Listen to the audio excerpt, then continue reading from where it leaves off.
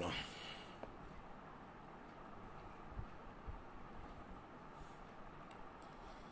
ശ്രീകൃഷ്ണ ഗോവിന്ദ ഹരേ മുരാരേ, ശ്രീനാഥ നാരായണ വാസുദേവ. ശ്രീകൃഷ്ണ ഗോവിന്ദ ഹരേ മുരാരേ, ശ്രീനാഥ നാരായണ വാസുദേവ. ശ്രീകൃഷ്ണ ഗോവിന്ദ ഹരേ മുരാരേ, ശ്രീനാഥ നാരായണ വാസുദേവ. ശ്രീകൃഷ്ണ ഗോവിന്ദ ഹരേ മുരാരേ, ശ്രീനാഥ നാരായണ വാസുദേവ. ശ്രീകൃഷ്ണ ഗോവിന്ദ ഹരേ മുരാരേ, ശ്രീനാഥ നാരായണ വാസുദേവ.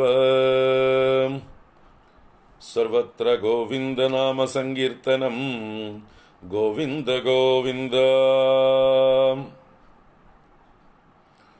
ഓം അഗജാനന പദ്മാർക്കം ഗജാനനമഹർനിശം അനേകദം തം ഭക്താനാം ഏകദന്തമുപാസ്മഹേ. ഓം ശ്രീ മഹാഗണപതയേ നമഃ. ഗുരവേ സർവലോകാനാം ഭിഷജേ ഭവരോഗിണാം നിധയേ സർവവിദ്യാനാം ദക്ഷിണാമൂർത്തയേ നമഃ. അസ്മദ്ഗുരുചരണാരവിന്ദാഭ്യാം നമഃ. ജ്ഞാനാനന്ദമയം ദേവം നിർമ്മലസ്ഫടികാകൃതിം ആധാരം സർവവിദ്യാനാം ഹയഗ്രീവമുപാസ്മഹേ. ഓം ശ്രീ ഹയഗ്രീവമൂർത്തയേ നമഃ. സരസ്വതി നമസ്തുഭ്യം വരദേ കാമരൂപിണി, വിദ്യാരംഭം കരിഷ്യാമി സിദ്ധിർഭവതു മേ സദാ. ഓം ശ്രീ മഹാസരസ്വത്यै നമഃ. ഉമാകോമളഹസ്താബ്ജസംഭാവിതലലാടകം ഹിരണ്യകുണ്ടലം വന്ദേ കുമാരം പുഷ്കരസ്രജം. ഓം വെട്രിവേൽ മുരുകനുക്ക് ഹരോഹരം. ഭൂതനാഥ സദാനന്ദ സർവഭൂതദയാപര, രക്ഷ രക്ഷ മഹാബാഹോ ശാസ്ത്രേ തുഭ്യം നമോ നമഃ. സ്വാമിയേ ശരണമയ്യപ്പ. കോമളം കൂജയൻ വേണും ശ്യാമളോയം കുമാരകഃ, വേദവേദ്യം പരം ബ്രഹ്മ ഭാസതാം പുരതോ മമ. സായങ്കാലേ വനാന്തേ കുസുമിത സമയേ സൈകതേ ചന്ദ്രികായാം ത്രൈലോക്യാകർഷണാംഗം സുരവരഗണികാമോഹനാഭംഗമൂർത്തിം സേവ്യം ശൃംഗാരഭാവൈഃ നവരസഭരിതൈഃ ഗോപകന്യാസഹസ്രൈഃ വന്ദേഹം രാസകേളീരതമതിസുഭഗം വശ്യഗോപാലകൃഷ്ണം. ആനീലശ്ലക്ഷ്ണകേശം ജ്വലിതമകരസൽക്കുണ്ടലം മന്ദഹാസസ്യന്ദാർദ്രം കൗസ്തുഭശ്രീപരിഗതവനമാലോരുഹാരാഭിരാമം ശ്രീവത്സാംഗം സുബാഹും മൃദുലസദുദരം കാഞ്ചനഛായചേലം ചാരുസ്നിഗ്ധോറും അംബോരുഹലളിതപദം ഭാവയേഹം ഭവന്തം. ശ്രീകൃഷ്ണ ഗോവിന്ദ ഹരേ മുരാരേ ശ്രീനാഥ നാരായണ വാസുദേവ. ശ്രീകൃഷ്ണ ഗോവിന്ദ ഹരേ മുരാരേ ശ്രീനാഥ നാരായണ വാസുദേവ. ശ്രീകൃഷ്ണ ഗോവിന്ദ ഹരേ മുരാരേ ശ്രീനാഥ നാരായണ വാസുദേവ. ശ്രീകൃഷ്ണ ഗോവിന്ദ ഹരേ മുരാരേ ശ്രീനാഥ നാരായണ വാസുദേവ. സർവത്ര ഗോവിന്ദ നാമ സങ്കീർത്തനം. ഗോവിന്ദ ഗോവിന്ദ. മോക്ഷാബ്ദിസാരമയ ഭാഗവതാക്യദദ്നോ നാരായണീയ നവനീതമഹോ ഗൃഹീത്വാ മായാമയൗക പരിതപ്തജനായ യോദാത് നാരായണാവനിസുരായ നമോസ്തു തസ്മൈ. ഗംഗാ ഗീതാ ച ഗായത്ര്യഭി ച തുളസിക ഗോപികാ ചന്ദനം തത് സാളഗ്രാമാഭി പൂജാ പരപുരുഷ തദൈകാദശീ നാമവർണാഃ ഏതാന്യഷ്ടാപ്യയത്നാന്യൈ കലിസമയേ ഉൽപ്രസാദ പ്രവൃദ്ധ്യാ ക്ഷിപ്രം മുക്തിപ്രദാനീത്യഭിദദു ഋഷയഃ തേഷു മാം സജ്ജയേതാഃ. പീതാംബരം കരവിരാജിതശങ്കചക്ര കൗമോദഗീ സരസിജം കരുണാസമുദ്രം രാധാസഹായമതിസുന്ദരമന്ദഹാസം വാതാലയേശമനിശം ഹൃദി ഭാവയാമി. വ്യാസായ വിഷ്ണുരൂപായ വ്യാസരൂപായ വിഷ്ണവേ നമോ വൈ ബ്രഹ്മനിധയേ വാസിഷ്ഠായ നമോ നമഃ. യം പ്രവ്രജന്തമനുപേദമപേദകൃത്യം ദ്വൈപായനോ വിരഹകാതര ആജുഹാവ പുത്രേതി തന്മയതയാ തരവോഭിനേദുഃ തം സർവഭൂതഹൃദയം മുനിമാനതോസ്മി. നാരായണം നമസ്കൃത്യ നരം ചൈവ നരോത്തമം ദേവീം സരസ്വതീം വ്യാസം തതോ ജയമുദീരയേത്.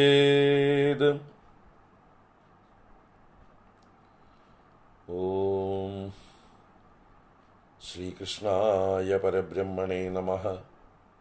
ഓം നമോ ഭഗവതേ വാസുദേവായ. ഓം നമോ നാരായണായ. ഓം നമഃ പരമഋഷിഭ്യോ നമഃ പരമഋഷിഭ്യഃ.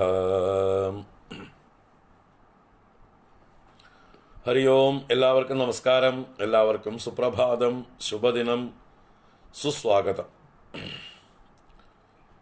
എല്ലാവർക്കും ഒരു നല്ല ഞായറാഴ്ച ആശംസിക്കുന്നു. നമ്മുടെ നാരായണീയ പഠന പരമ്പരയിലെ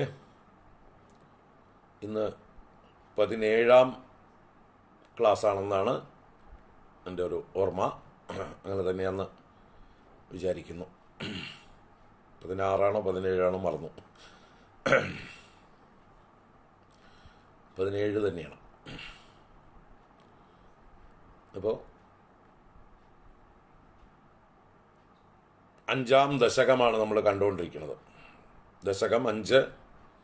അതിൽ 4ാമത്തെ ശ്ലോകം വരെ ഇന്നലെ കണ്ടു. തുടർന്നുള്ള ശ്ലോകങ്ങളാണ് ഇന്ന് കാണേണ്ടത്.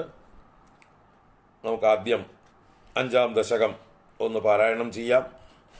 വിരാട് പുരുഷ ഉൽപ്പത്തി എന്നുള്ളതാണ് വിഷയം എന്ന് ഇന്നലെയൊക്കെ വന്നിട്ടുള്ളവർക്കറിയാം. വിരാട് പുരുഷൻ എന്നാൽ വിശ്വം തന്നെയാണ്, ഈ പ്രപഞ്ചം തന്നെയാണ്. അപ്പോൾ പ്രപഞ്ചോൽപ്പത്തി, ആ പ്രപഞ്ചത്തെ ഒരു പുരുഷനായി കൽപ്പിച്ചാണ് വിരാട് പുരുഷൻ എന്ന് പറയുന്നത്. ആ വിരാട് പുരുഷൻ്റെ ഉൽപ്പത്തിയെക്കുറിച്ചാണ് വർണ്ണന. ഓം വ്യക്താവ്യക്തമിദം ന കിഞ്ചിദഭവത് പ്രാക് പ്രാകൃത പ്രക്ഷയേ മായായാം ഗുണസാമ്യരുദ്ധ വികൃതൗ ത്വയ്യാഗതായാം ലയം നോ മൃത്യുശ്ച തദാമൃതം ച സമഭൂത് നാഹ്നോ ന രാത്രേ സ്ഥിതിഃ തത്രൈകസ്ത്വം അശിഷ്യധാ കില പരാനന്ദ പ്രകാശാത്മനാ കാലകർമ്മ ഗുണാശ്ച ജീവനിവഹ വിശ്വം ച കാര്യം വിഭോ ചില്ലീലാരതിമേയുഷി ത്വയി തദാ നിർലീനതാം ആയയുഃ തേഷാം നൈവ വദന്ത്യസത്വമയി ഭോഃ ശക്ത്യാത്മനാതിഷ്ഠതാം നോ ചേത് കിം ഗഗനപ്രസൂന സദൃശാം ഭൂയോ ഭവേത് സംഭവഃ.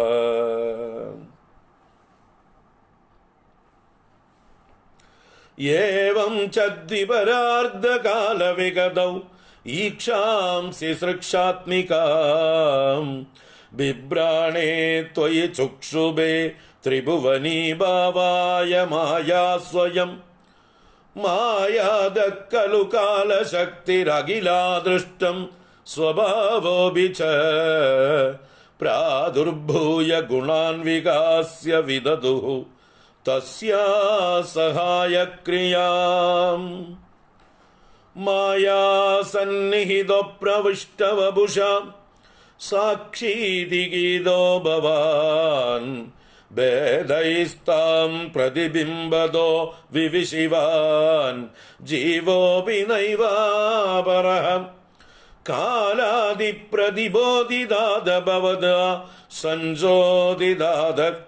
സഞ്ജോദിതാച സ്വയം മായാ സാ ഖലു ബുദ്ധിതത്വമസൃജത് യോസൗ മഹാനുച്യതേ. തത്രാസൗ ത്രിഗുണാത്മകോപി ച മഹാൻ സത്വപ്രധാനഃ സ്വയം ജീവേസ്മിൻ ഖലു നിർവികൽപമഹമിത്യുൽബോധ നിഷ്പാദകഃ ചക്രേസ്മിൻ സവികൽപബോധകമഹം തത്വം മഹാൻ ഖൽവസൗ സംപുഷ്ടം ത്രിഗുണൈസ്തമോതി ബഹുളം വിഷ്ണോ ഭവൽ പ്രേരണാത് സോഹം ച ത്രിഗുണക്രമാത് ത്രിവിധധാമാസാദ്യ വൈകാരികോ ഭൂയസ്തൈജസ താമസാ വിധി ഭവൻ ആദ്യേന സത്വാത്മനാ ദേവാൻ ഇന്ദ്രിയമാനിനോ കൃത ദിശാവാദാർക്കപശ്വശ്വിനോ വന്നീന്ദ്രാച്യുതമിത്രകാൻ വിദുവിധി ശ്രീരുദ്രശാരീരകാൻ ഭൂമൻ മാനസബുദ്ധ്യഹങ്കൃതിമിളച്ചിത്താക്യവൃത്യന്വിതം തച്ചാന്തഃകരണം വിഭോ തവ ബലാത് സത്വാംശയേവാസൃജത് ജാതസ്തൈജസദോ ദശേന്ദ്രിയഗണഃ തത്താമസാംശാത് പുനഃ തന്മാത്രം നഭസോ മരുൾ പുരപതേ ശബ്ദോ ജനിത്വൽബലാത് ശബ്ദാദ് വ്യോമ തദസസർജിത വിഭോ സ്പർശം തദോ മാരുതം തസ്മാദ് രൂപമതോ മഹോദജരസം തോയം ച ഗന്ധം മഹീം ഏവം മാധവ പൂർവപൂർവകലനാദ് ആദ്യാദ്യധർമാന്വിതം ഭൂതഗ്രാമമിമം ത്വമേവ ഭഗവൻ പ്രാകാശയസ്താമസാദ് യേതേ ഭൂതഗണാഃ തദേന്ദ്രിയഗണാഃ ദേവാശ്ച ജാതാഃ പൃഥക് നോശേ ഗുരുഭുവനാണ്ഡ നിർമ്മിതി വിദൗ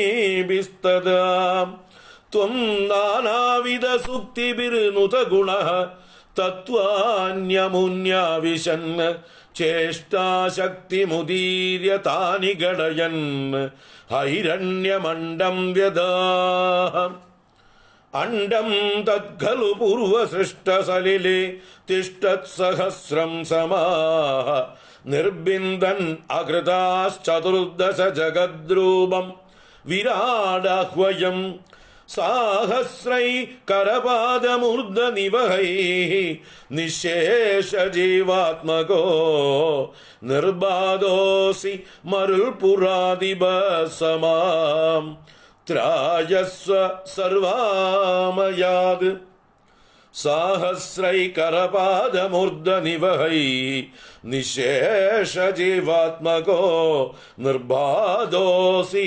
മരുൾപുരാദിപ സമാം ത്രായസ്വ സർവാമയാത് മരുൾപുരാദിപ സമാം ത്രായസ്വ സർവാമയാത്. ശ്രീഹരയേ നമഃ. നാരായണാഖില ഗുരോ ഭഗവൻ നമസ്തേ.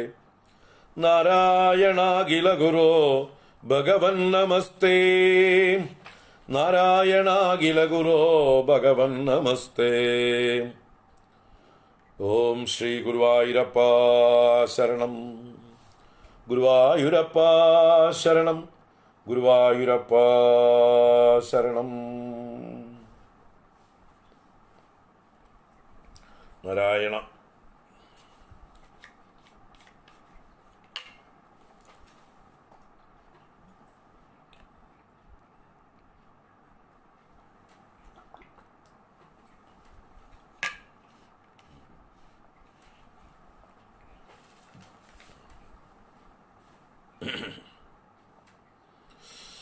നാരായണ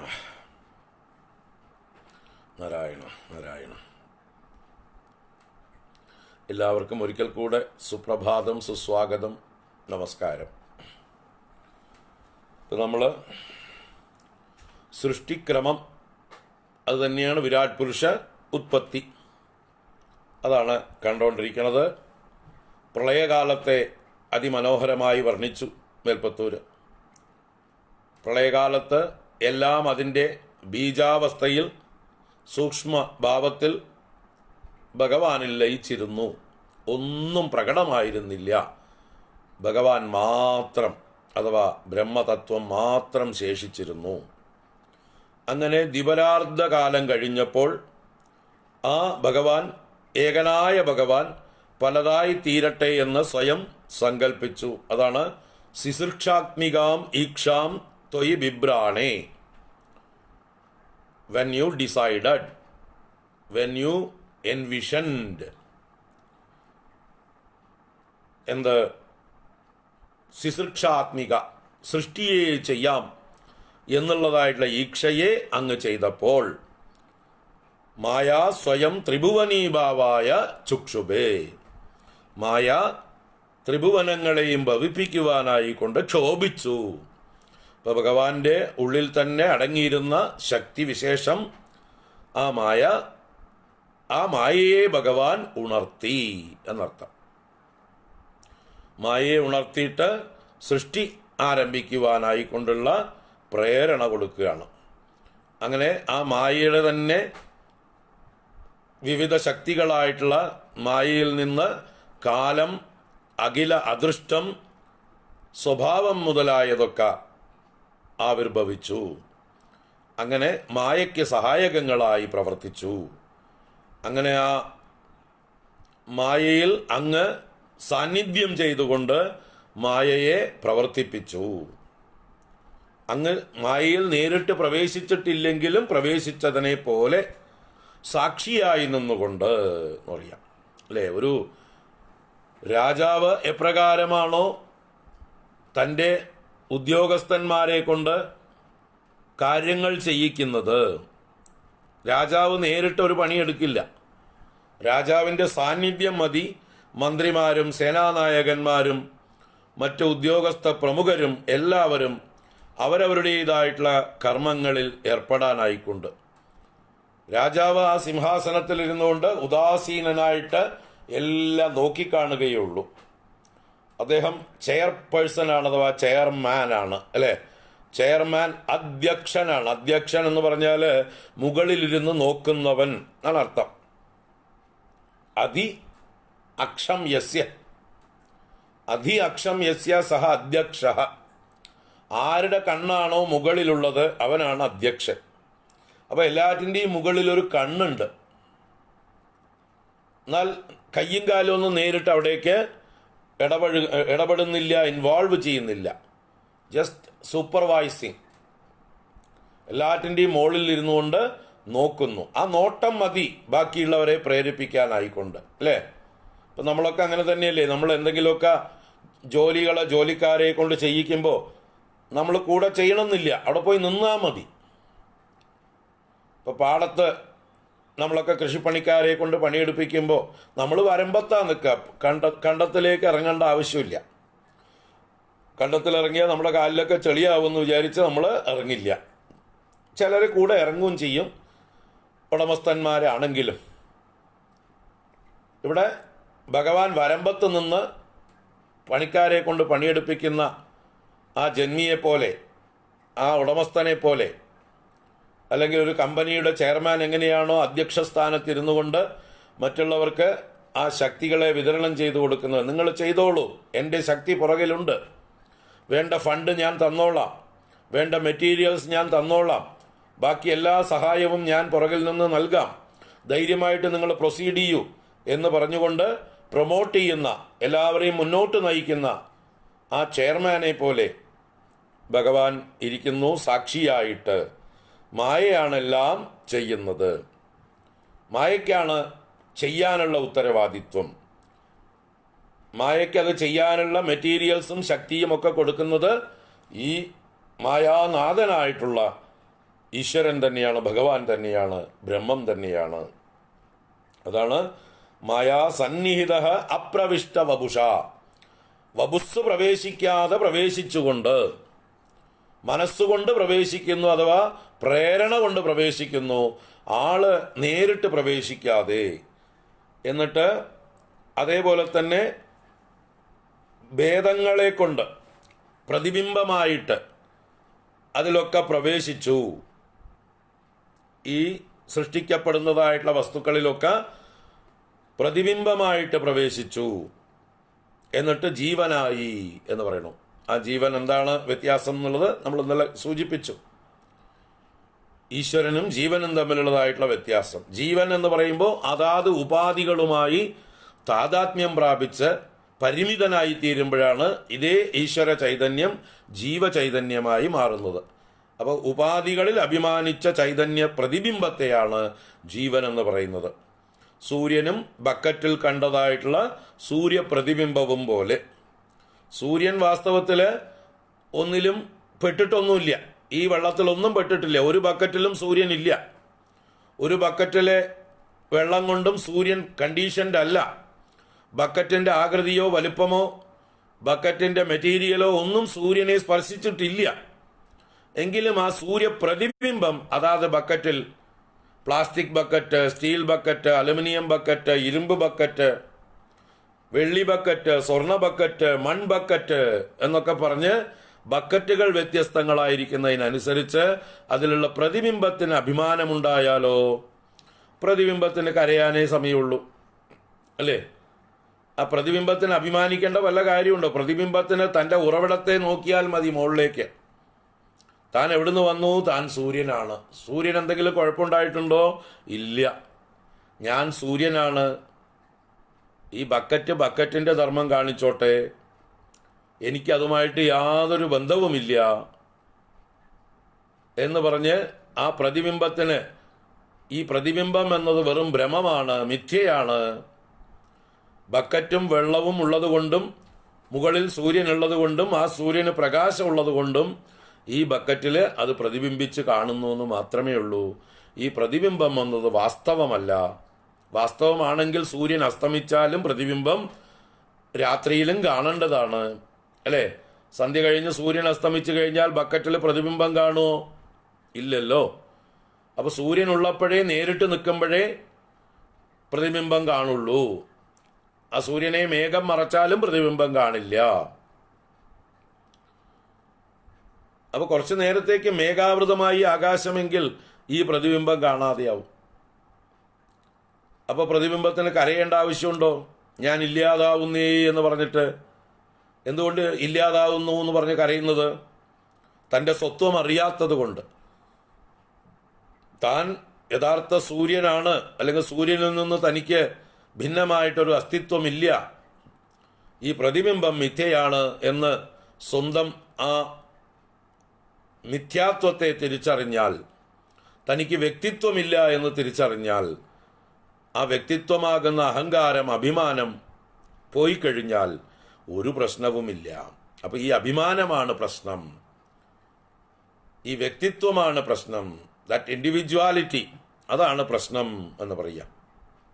അപ്പോൾ ഇങ്ങനെ ഓരോ ഉപാധികളിലും പ്രതിബിംബമായിട്ട് പ്രവേശിച്ചു ജീവൻ എന്ന പേരിൽ. വാസ്തവത്തിൽ ജീവൻ ഈശ്വരനിൽ നിന്ന് നൈവ അപരഹ, അപരനേ അല്ല, അന്യനേ അല്ല എന്ന് പറയുകയാണ്. അങ്ങനെ അങ്ങനെ ജീവനെയും ഈശ്വരനെയും വേർതിരിച്ച് പറഞ്ഞ ശേഷം പിന്നെ സൃഷ്ടിയുടെ ക്രമത്തെ വീണ്ടും ആരംഭിച്ചു. കാലാദി പ്രതിബോധിതാദ ഭവത സഞ്ജോതിതാജ സ്വയം മായാ സാ ഖലു ബുദ്ധിതത്വം അസൃജത് യോസൗ മഹാൻ ഉച്യതേ. കാലം, കർമ്മം, ഗുണം മുതലായവ കൊണ്ട്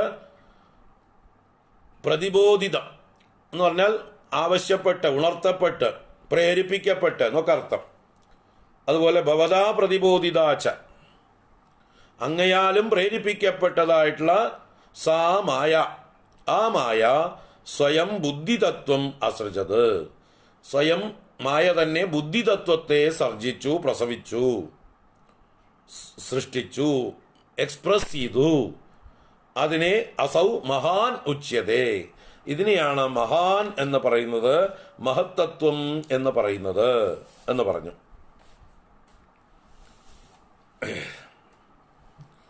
ആ മഹത്തത്വത്തെ ഒന്നുകൂടെ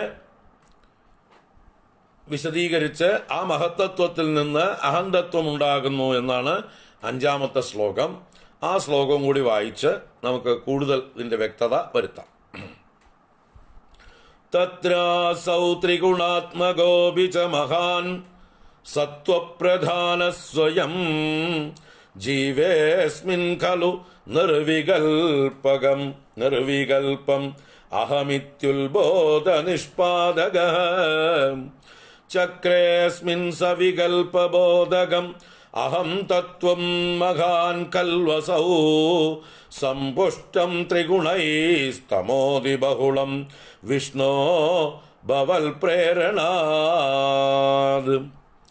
തത്രാസൗ ത്രിഗുണാത്മകോപി ച മഹാൻ സത്വപ്രധാന സ്വയം ജീവേസ്മിൻ ഖലു നിർവികൽപം അഹമിത്യുൽബോധ നിഷ്പാദകഃ ചക്രേസ്മിൻ സവികൽപബോധകം അഹം തത്വം മഹാൻ ഖൽവസൗ സമ്പുഷ്ടം ത്രിഗുണൈസ്തമോതി ബഹുളം വിഷ്ണോ ഭവൽ പ്രേരണാത്. അപ്പൊ തത്ര അസൗ ത്രിഗുണാത്മകോപി ച മഹാൻ, തത്ര അതിൽ, അവിടെ, ഈ മായാ സൃഷ്ടമായിരിക്കുന്ന ആ സൃഷ്ടിക്രമത്തിൽ അസൗ മഹാൻ എന്ന് പറഞ്ഞു, ഈ മഹത്തത്വം എന്നർത്ഥം. ഈ മഹത്തത്വം എങ്ങനെയുള്ളതാണ്? ത്രിഗുണാത്മക അപി, ത്രിഗുണാത്മക അപി എന്ന് പറഞ്ഞാൽ ത്രിഗുണങ്ങളും ഉള്ളതാണ്, ത്രിഗുണങ്ങളും അടങ്ങിയതാണ്, ത്രിഗുണമൂർത്തിയാണ്, ത്രിഗുണസ്വരൂപമാണ്. എങ്കിലും സത്വപ്രധാന, സത്വമാണ് അവിടെ പ്രധാനമായിട്ടിരിക്കുന്നത്. ഈ മഹത്തത്വത്തിൽ എന്താണ് പ്രാധാന്യമുള്ളത്? സത്വഗുണത്തിനാണ് പ്രാധാന്യം. 3 ഗുണങ്ങളും അടങ്ങിയിട്ടുണ്ട്, എങ്കിലും സത്വം ഡോമിനൻ്റ് ആയിരിക്കുന്നു, സത്വഗുണം കൂടുതൽ പ്രകാശിക്കുന്നു എന്ന് പറയുകയാണ് ഇവിടെ. അങ്ങനെ ആ സത്വപ്രധാനനായിട്ടുള്ള ഇവൻ അസ്മിൻ ജീവേ സ്വയം നിർവികൽപ്പം അഹമിതി ഉത്ബോധ നിഷ്പാദക കലു. ഈ സത്വപ്രധാനനായിട്ടുള്ള ഈ മഹത്തത്വം ഈ ജീവനിൽ, ഈ ഉപാധിയിൽ പ്രതിബിംബിച്ചതായിട്ടുള്ള ചിദാഭാസൻ എന്ന ചൈതന്യത്തിൽ സ്വയം നിർവികൽപ്പം അഹമിതി, ഞാൻ യാതൊരു വികൽപ്പവുമില്ലാത്തവൻ എന്നുള്ള ഒരു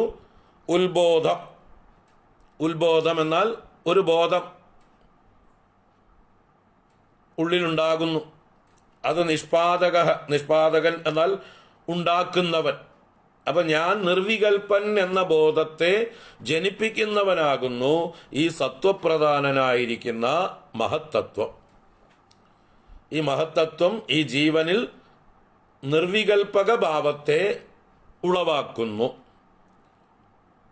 അത് കഴിഞ്ഞിട്ടാണ് പിന്നെ അസൗ മഹാൻ, പിന്നീട് ഈ മഹത്തത്വം ഭവൽ പ്രേരണാത് എന്ന്, പിന്നീട് ഈ ശ്ലോകത്തിന്റെ രണ്ടാം അർത്ഥം, അങ്ങയുടെ പ്രേരണ കാരണമായിട്ട് ത്രിഗുണൈഹി സമ്പുഷ്ടം തമോ അതിബഹുളം സവികൽപബോധകം അഹം തത്വം ചക്രേ.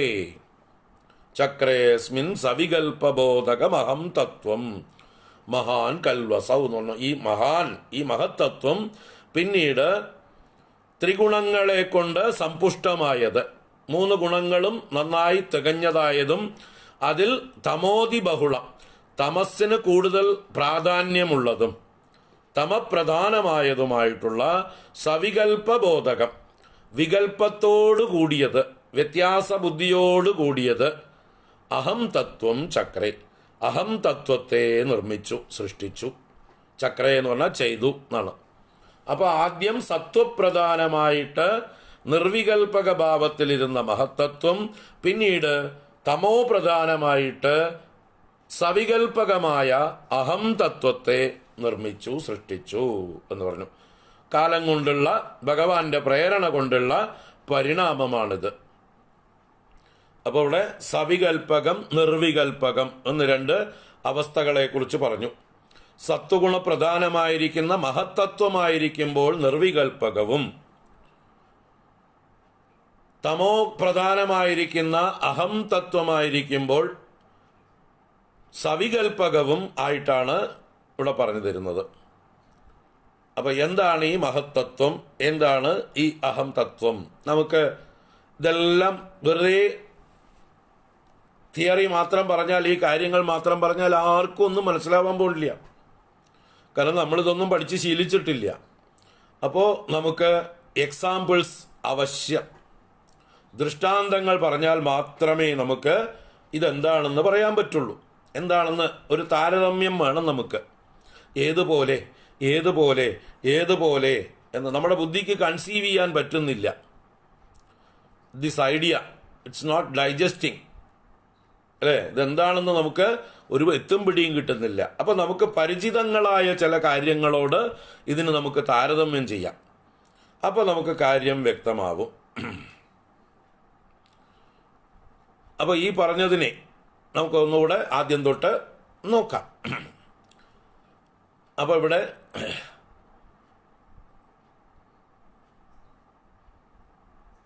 ദ്വിപരാർദ്ധ കാലം എന്ന കാലം കഴിഞ്ഞപ്പോൾ, പ്രളയം കഴിഞ്ഞപ്പോൾ ഈശ്വരൻ സ്വയം സങ്കല്പിച്ചു. ഇവിടെ ഈശ്വരൻ എന്ന് പറയുന്നത് അവിടെ ഈശ്വരൻ ആയിട്ടില്ലെങ്കിലും, ഈശ്വരൻ എന്നുള്ള പദവിയിലേക്ക് വന്നിട്ടില്ലെങ്കിലും നമ്മൾക്ക് അങ്ങനെ വിളിക്കാം. ബ്രഹ്മം എന്നാണ് അവിടെ അർത്ഥം. സൃഷ്ടി ഉണ്ടാവുന്നതിന് മുമ്പ് ഈശ്വരന്റെ പേര് ബ്രഹ്മം എന്ന് തന്നെയാണ്. എന്ന് പറഞ്ഞാൽ ബ്രഹ്മം സൃഷ്ടിക്കാൻ ഒരുമ്പെടുമ്പോഴാണ് ഈശ്വരനാവുന്നത്. സൃഷ്ടിയോട് കൂടുമ്പോഴാണ് ഈശ്വരനാകുന്നത്. സൃഷ്ടിയില്ലാതിരിക്കുമ്പോൾ അത് ശുദ്ധ ബ്രഹ്മം. മനസ്സിലാവുന്നുണ്ടോ? സൃഷ്ടി അഥവാ മായ, സൃഷ്ടി ഉണ്ടാക്കുന്നത് മായയോട് കൂടിയിട്ടാണ്. അപ്പോൾ ബ്രഹ്മം പ്ലസ് മായ ഈസ് ഈശ്വര. എന്താണ്? ബ്രഹ്മം പ്ലസ് മായ, ബ്രഹ്മം എക്സ്പ്രസ്ഡ് ത്രൂ മായ എന്നർത്ഥം. ബ്രഹ്മം എക്സ്പ്രസ്ഡ് ത്രൂ മായ ഓർ ബ്രഹ്മം എക്സ്പ്രസ്ഡ് ഹിസ് ശക്തി. ബ്രഹ്മം അതിൻ്റെ ശക്തിയെ പ്രകടിപ്പിക്കുമ്പോൾ ഈശ്വരൻ എന്ന് വിളിക്കുന്നു. ശക്തിയെ അടക്കിയിരിക്കുമ്പോൾ ശുദ്ധ ബ്രഹ്മം, നിർവികൽപക ബ്രഹ്മം. അപ്പോൾ ഈശ്വര മൈനസ് മായ ഈസ് ബ്രഹ്മം. എങ്ങനെ? നാരായണ മൈനസ് മായ ഈസ് ബ്രഹ്മം, ബ്രഹ്മം പ്ലസ് മായ ഈസ് നാരായണ. ഒരു ഈക്വേഷൻ ഉള്ളിലുണ്ടാക്കി വെച്ചോളൂ. നാരായണ മൈനസ് മായ ഈസ് ബ്രഹ്മം, ബ്രഹ്മം പ്ലസ് മായ ഈസ് ഈശ്വര ഓർ നാരായണ. സൃഷ്ടി ചെയ്യുമ്പോൾ നാരായണനെന്നും അല്ലെങ്കിൽ ഈശ്വരനെന്നും, സൃഷ്ടിക്ക് മുമ്പേ പ്രളയകാലത്ത് ബ്രഹ്മം എന്നും പറയുന്നു. നല്ല ഉദാഹരണം പറഞ്ഞതിനെ ഓർക്കുക. റെയിൽവേ പ്ലാറ്റ്ഫോമിൽ കിടന്നുറങ്ങിയ ആളെ നമ്മൾ ഡോക്ടർ എന്ന് വിളിക്കാറില്ല. അയാൾ ഉണർന്നു വന്ന് അയാളുടെ ഡോക്ടർ എന്ന കഴിവിനെ പ്രകടിപ്പിച്ചപ്പോൾ അയാൾ ഡോക്ടറായി മാറി നമ്മുടെ മനസ്സിൽ, അല്ലേ? അയാളെ ഡോക്ടർ എന്ന് വിളിക്കുന്നു നമ്മൾ. പിന്നെ അയാൾ ഉറങ്ങിക്കിടന്നപ്പോൾ അറിഞ്ഞില്ല അയാൾ ഡോക്ടറാണോ എന്ന്. അയാളിലെ ഡോക്ടർ ഭാവമൊന്നും അയാൾ പ്രകടിപ്പിച്ചില്ല. അയാളുടെ സ്റ്റെതസ്കോപ്പ് പോലും അയാൾ പുറത്ത് വെച്ചില്ല. കാരണം ആരെങ്കിലും അടിച്ചുകൊണ്ട് പോയാലോ എന്ന് വിചാരിച്ചിട്ട്. മറ്റത് സാധാരണ ഡോക്ടർമാർ കഴുത്തിൽ സ്റ്റെതസ്കോപ്പ് ഇട്ടുകൊണ്ട് നടക്കും. ഒരു തിരിച്ചറിവിന്, മറ്റുള്ളവർ തിരിച്ചറിഞ്ഞോട്ടെ, ഇതാ ഡോക്ടർ വരണോ, വഴിമാറി കൊടുക്കുക എന്ന് പറഞ്ഞ് എല്ലാവരും വഴിമാറി കൊടുക്കും. ആശുപത്രിയിലൊക്കെ തിരക്കി നിൽക്കുന്നവരാണെങ്കിലും ഒരു പ്രത്യേക ഐഡൻറ്റിറ്റിയാണത്, അല്ലേ? നഴ്സുമാരാണെങ്കിൽ അവരുടെ യൂണിഫോം കണ്ട് നമ്മൾ വഴിമാറി കൊടുക്കും. ഡോക്ടർമാരാണെങ്കിൽ കുറച്ചുകൂടി ബഹുമാനം കൊടുക്കും കഴുത്തിൽ സ്റ്റെതസ്കോപ്പ് കണ്ടാൽ. അപ്പോൾ സാധാരണ ഇങ്ങനെ റെയിൽവേ സ്റ്റേഷൻ പ്ലാറ്റ്ഫോമിൽ ഉറങ്ങിക്കിടക്കുമ്പോൾ, എന്ന് വെച്ചാൽ റിട്ടയറിംഗ് റൂമിൽ വിശ്രമിക്കുമ്പോൾ ഇതൊന്നും കഴുത്തിലെടുത്ത് ഇടാറില്ല. അപ്പോൾ അയാൾ ഡോക്ടറാണെന്നൊന്നും നമ്മൾ അറിയില്ല. അപ്പോൾ അതുപോലെയാണ് ബ്രഹ്മം പ്ലസ് മായ ഈശ്വര, ഈശ്വര മൈനസ് മായ ബ്രഹ്മം. അതോടെ അവിടെ കിടക്കട്ടെ. അപ്പോൾ ഉപാധിയോടുകൂടി, സൃഷ്ടിക്കുള്ള ഉപാധി, അതിനാണ് വിദ്യ എന്ന് പറയുന്നത്. മായയെ വിദ്യയായി ഉപയോഗിക്കുന്ന ആളാണ് ഈശ്വരൻ. മായയെ വിദ്യാശക്തിയായി ഉപയോഗിക്കുന്ന ആളാണ് ഈശ്വരൻ. അതേ മായയെ തന്നെ വേണ്ട രീതിയിൽ ഉപയോഗിക്കാൻ അറിയാതെ ആവുന്ന ഈശ്വര അംശങ്ങളെയാണ് ജീവന്മാരെന്ന് പറയുന്നത്. അപ്പം ഇതേ മായ എന്താവണു? അവിദ്യയായിത്തീരുന്നു. ആ വിദ്യയെ വേണ്ട രീതിയിൽ ഉപയോഗിക്കാൻ അറിയാതിരിക്കുമ്പോൾ ആ വിദ്യ തന്നെ അവിദ്യയായി മാറുന്നു. അപ്പോൾ അവിദ്യാ ഉപാധിയിൽ അഭിമാനിക്കുന്നവൻ ജീവൻ, വിദ്യാ ഉപാധിയിൽ അഭിമാനിക്കുന്നവൻ ഈശ്വരൻ. അങ്ങനെ തിരിച്ചറിയാം. അവിദ്യാ ഉപാധിയിൽ അഭിമാനിച്ച ജീവൻ സംസാരി, വിദ്യാ ഉപാധിയിൽ അഭിരമിക്കുന്ന ഈശ്വരൻ സ്വതന്ത്രൻ, പൂർണ്ണ സ്വതന്ത്രൻ. അപ്പോൾ ഈശ്വരനും മായയുണ്ട്, നമുക്കും മായയുണ്ട്. ഈശ്വരൻ്റെ മായ വിദ്യാമായ, നമ്മുടെ മായ അവിദ്യാമായ. മനസ്സിലാവുണ്ടോ? നമ്മുടെ മായ ആവരണ ശക്തി പ്രധാനം, ഈശ്വരൻ്റെ മായ വിക്ഷേപ ശക്തി പ്രധാനം. മായയ്ക്ക് രണ്ട് ശക്തികളുണ്ട്, വിക്ഷേപം, ആവരണം എന്നിങ്ങനെ. അതിൽ ആവരണ പ്രധാനമാണ് ജീവന്മാരിൽ. ജീവന്മാരുടെ ബോധത്തെ, അറിവിനെ ആവരണം ചെയ്തിരിക്കുന്നു അവിദ്യാമായ. അതുകൊണ്ട് ജീവൻ ഒന്നും അറിയില്ല, മൂഢനാണ് ജീവൻ. ഈശ്വരനെ സംബന്ധിച്ച് ഈ മായ തനിക്ക് കളിക്കാനുള്ള സാധനമാണ്. അതുകൊണ്ടാണ് അതിനെ വിക്ഷേപ ശക്തി പ്രധാനം എന്ന് പറയുന്നത്. വിക്ഷേപിക്കാനുള്ളതാണ്, പലതും നിർമ്മിക്കുവാനുള്ള, ഇന്ദ്രജാലം ചെയ്യുവാനുള്ള ശക്തിയാണ്, നാനാത്വത്തെ സൃഷ്ടിക്കുവാനുള്ള ശക്തിയാണ് ഈശ്വരൻ്റെ കയ്യിലെ മായ. അപ്പം ഈശ്വരൻ മായാനാഥൻ, മായാ അതീതൻ, നമ്മൾ മായാ അധീനര്. മായാ അധീനാഹ വയം. ഭഗവാൻ ഈശ്വരൻ മായാ അതീത, മായാനാഥ. ഒരു സ്റ്റേജിൽ നിന്ന് ഇന്ദ്രജാലം കാണിക്കുന്ന മജീഷ്യൻ അയാളുടെ ഇന്ദ്രജാലത്തിൽ ഭ്രമിക്കാറില്ല, ഉണ്ടോ? എന്നാൽ കണ്ടുകൊണ്ടിരിക്കുന്ന ഓഡിയൻസ് ആയിരിക്കുന്ന നമ്മൾ, കാണികളായിരിക്കുന്ന നമ്മൾ ആ മജീഷ്യൻ്റെ ഇന്ദ്രജാലത്തിൽ മയങ്ങുന്നു. നമ്മൾക്കാണ് അവിടെ എന്താണ് സംഭവിച്ചതെന്ന് അറിയാത്തത്. ആ ഇന്ദ്രജാലക്കാരൻ എന്താ കാണിച്ചതെന്ന് നമുക്കൊരു പിടിയും കിട്ടിയില്ല.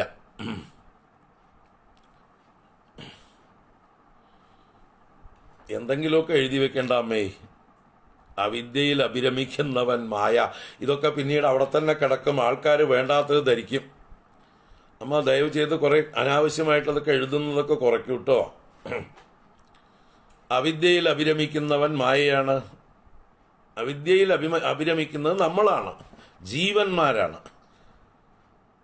വിദ്യയിൽ അഭിരമിക്കുന്നവൻ ഈശ്വരൻ. അങ്ങനെ ഞാൻ പറഞ്ഞതിനെയൊക്കെ തിരുത്തി വേണ്ടാത്തതൊക്കെ എഴുതി വെച്ചിട്ട് ജനങ്ങൾക്ക് പിന്നീട് വായിക്കുന്നവർക്ക് കൺഫ്യൂഷൻ ആവും. അതുകൊണ്ട് എഴുതാതിരിക്കൂ ദയവ് ചെയ്തിട്ട്. അമ്മ വിജയ ഇളയത് കുറേ കാണുന്നുണ്ട് ഞാൻ. ചിലപ്പോഴൊക്കെ ഞാൻ പിന്നീട് എടുത്ത് നോക്കുമ്പോൾ കുറേ ആവശ്യമില്ലാതെ കുറേ എഴുതി വിട്ടിട്ടുണ്ട്. പിന്നീട് ആരെങ്കിലും കണ്ടാൽ മോശമാണ്. കാരണം അവർക്കൊരു എത്തും പിടിയും കിട്ടില്ല ഇതെന്തൊക്കെയാണ് എഴുതി വെച്ചിരിക്കണമെന്ന്. അപ്പോൾ അമ്മയ്ക്ക് മനസ്സിലായാൽ അവിടെ നോട്ട് വേണമെങ്കിൽ കയ്യിൽ നോട്ട് വയ്ക്കാം. അവിടെ വീട്ടിലൊരു നോട്ട്ബുക്ക് വെച്ചിട്ട് അതിൽ എഴുതി വയ്ക്കുക. എന്നിട്ട് കൺഫ്യൂഷനാണെങ്കിലും തെളിഞ്ഞതാണെങ്കിലും അമ്മ അനുഭവിക്കുക. ബാക്കിയുള്ളവർക്ക് കൺഫ്യൂഷൻ ഉണ്ടാക്കരുത്.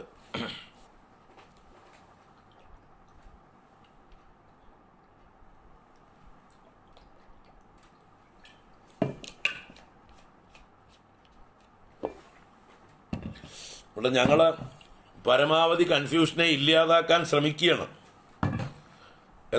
എത്ര കൺഫ്യൂഷനെ ഡൈല്യൂട്ട് ചെയ്യാൻ പറ്റുമോ അത്രയും എന്താ പറയുക തെളിയിക്കാൻ, ക്ലാരിറ്റി കൊടുക്കാൻ ശ്രമിച്ചുകൊണ്ടിരിക്കുമ്പോൾ നിങ്ങളുടെ കുറേ വചനങ്ങൾ പിന്നീട് നോക്കുന്നവർക്ക് കൺഫ്യൂഷൻ ആവരുത്, നിങ്ങൾക്കും കൺഫ്യൂഷൻ ഉണ്ടാവരുത്. ഇത് എഴുതിയിട്ട് പിന്നെ നിങ്ങൾ വായിക്കുമ്പോൾ നിങ്ങൾ അതാണ് സത്യമെന്ന് വിചാരിക്കും. ഞാൻ പറഞ്ഞൊക്കെ മറന്നിട്ടുണ്ടാവും, നിങ്ങളുടേതായിട്ടുള്ള പ്രൊജക്ഷൻ.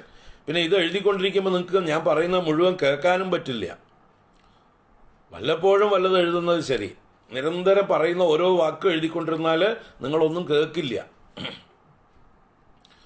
എഴുതലൊക്കെ പിന്നെ എഴുതാം, ആദ്യം കേൾക്കുക. പറയുന്നത് മുഴുവൻ ഒരക്ഷരം വിടാതെ ചെവി തന്ന് കേൾക്കുക. നാരായണ. അപ്പോ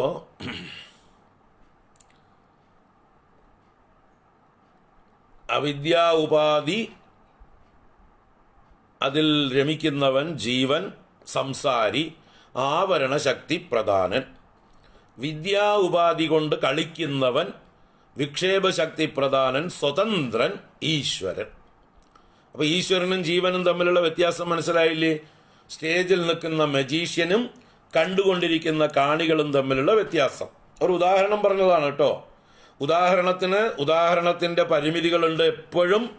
ഉദാഹരണത്തെ എപ്പോഴും ഉദ്ദേശിച്ച ലക്ഷ്യവുമായിട്ട് എല്ലാ കാര്യത്തിലും താരതമ്യം ചെയ്യരുത്.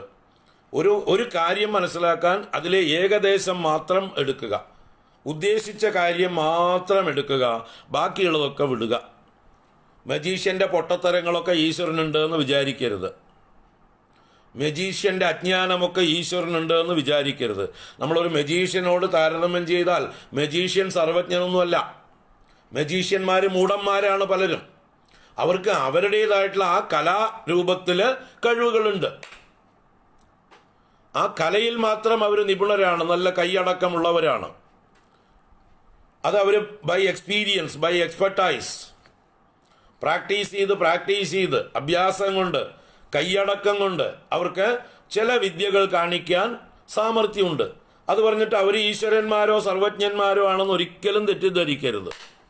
ഞാൻ ഉദാഹരണം പറഞ്ഞാൽ അതിൻ്റെ ഉദാഹരണത്തിൻ്റെ ഉദ്ദേശ്യം മാത്രം എടുക്കുക, ബാക്കി അവരുടെ പുറകെ പോകരുത്.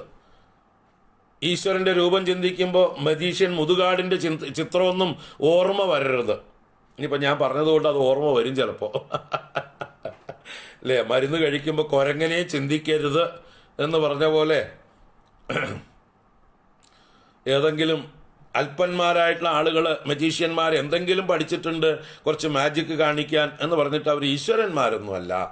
അവർക്ക് അവരുടേതായിട്ടുള്ള പരിമിതികൾ ഉണ്ട്. അവരും നമ്മളെ പോലെ ദുഃഖികളാണ്. അവർ വയറ്റിപ്പഴപ്പിന് വേണ്ടി, കാശുണ്ടാക്കാൻ വേണ്ടി ഈ വിദ്യ പഠിച്ചു എന്ന് മാത്രമേ ഉള്ളൂ. ഈശ്വരൻ അങ്ങനെയല്ല. ഈശ്വരൻ സ്വതന്ത്രനാണ്, പരിപൂർണ സ്വതന്ത്രനാണ്. അപ്പോൾ ഇങ്ങനെ മനസ്സിലാക്കി. അപ്പോൾ ഇവിടെ മഹത്തത്വത്തിലേക്ക് വരാം. ഇവിടെ നമ്മൾ ഈ ആശയം മേൽപ്പത്തൂർ നന്നായി തന്നെ പറഞ്ഞത്, കുറച്ചുകൂടെ ഡീറ്റെയിൽ ആയിട്ട് അല്ലെങ്കിൽ ലളിതമായിട്ട് പറഞ്ഞിട്ടുണ്ട് ഭാഗവതം. ആ ശ്രീമദ് ഭാഗവതത്തിലെ ഇതേ സന്ദർഭത്തിലെ വാക്കുകൾ നമുക്ക് നോക്കാം. ഭാഗവതം തൃതീയ സ്കന്ധം 5-ാം അധ്യായത്തിൽ വിതുര മൈത്രേയ സംവാദം ആരംഭിച്ച അധ്യായത്തിൽ 4 അധ്യായത്തിൽ തൃതീയ സ്കന്ധത്തിൽ വിതുര ഉദ്ധവ സംവാദം കഴിഞ്ഞ് 5-ാം അധ്യായത്തിലാണ് വിതുരന്റെ ചോദ്യങ്ങൾക്ക് സൃഷ്ടിയുടെ ആരംഭത്തെക്കുറിച്ച് മൈത്രേയ മഹർഷി പറഞ്ഞു കൊടുക്കുന്നത്. ആ വിതുര മൈത്രേയ സംവാദത്തിലെ 26, 27, 28 മുതലായ ശ്ലോകങ്ങൾ നല്ല തെളിഞ്ഞ ശ്ലോകങ്ങളാണ്. അതിലൂടെ നമുക്ക് ഈ തത്വത്തെ കാണാം. 5-ാം അധ്യായം തൃതീയ സ്കന്ധം 5-ാം അധ്യായം 26, 27, 28 മുതലായ ശ്ലോകങ്ങളിൽ. അപ്പോൾ നമുക്ക് ഇതേ മേൽപ്പത്തൂരിൻ്റെ ആശയങ്ങളെ തിരിഞ്ഞൊന്ന് നോക്കാം. കാലവൃത്യാതുമായാം ഗുണമയ്യാം അദോക്ഷജഃ പുരുഷേണാത്മഭൂതേന വീര്യമാധത്ത വീര്യവാൻ തതോ ഭവൻ മഹത്തത്വം അവ്യക്താത് കാലചോദിതാത് വിജ്ഞാനാത്മാത്മദേഹസ്ത്വം വിശ്വം വ്യഞ്ജൻ തമോനുദഃ സോപ്യംശഗുണകാലാത്മാ ഭഗവൽ ദൃഷ്ടിഗോചരഃ ആത്മാനം ഗഗരോധാത്മാ വിശ്വസ്യാസ്യ സൃക്ഷയാ. നോക്കാം. കാലവൃത്യാതു മായായാം ഗുണമയ്യാം അദോക്ഷജഃ പുരുഷേണ ആത്മഭൂതേന വീര്യമാധത്ത വീര്യവാൻ.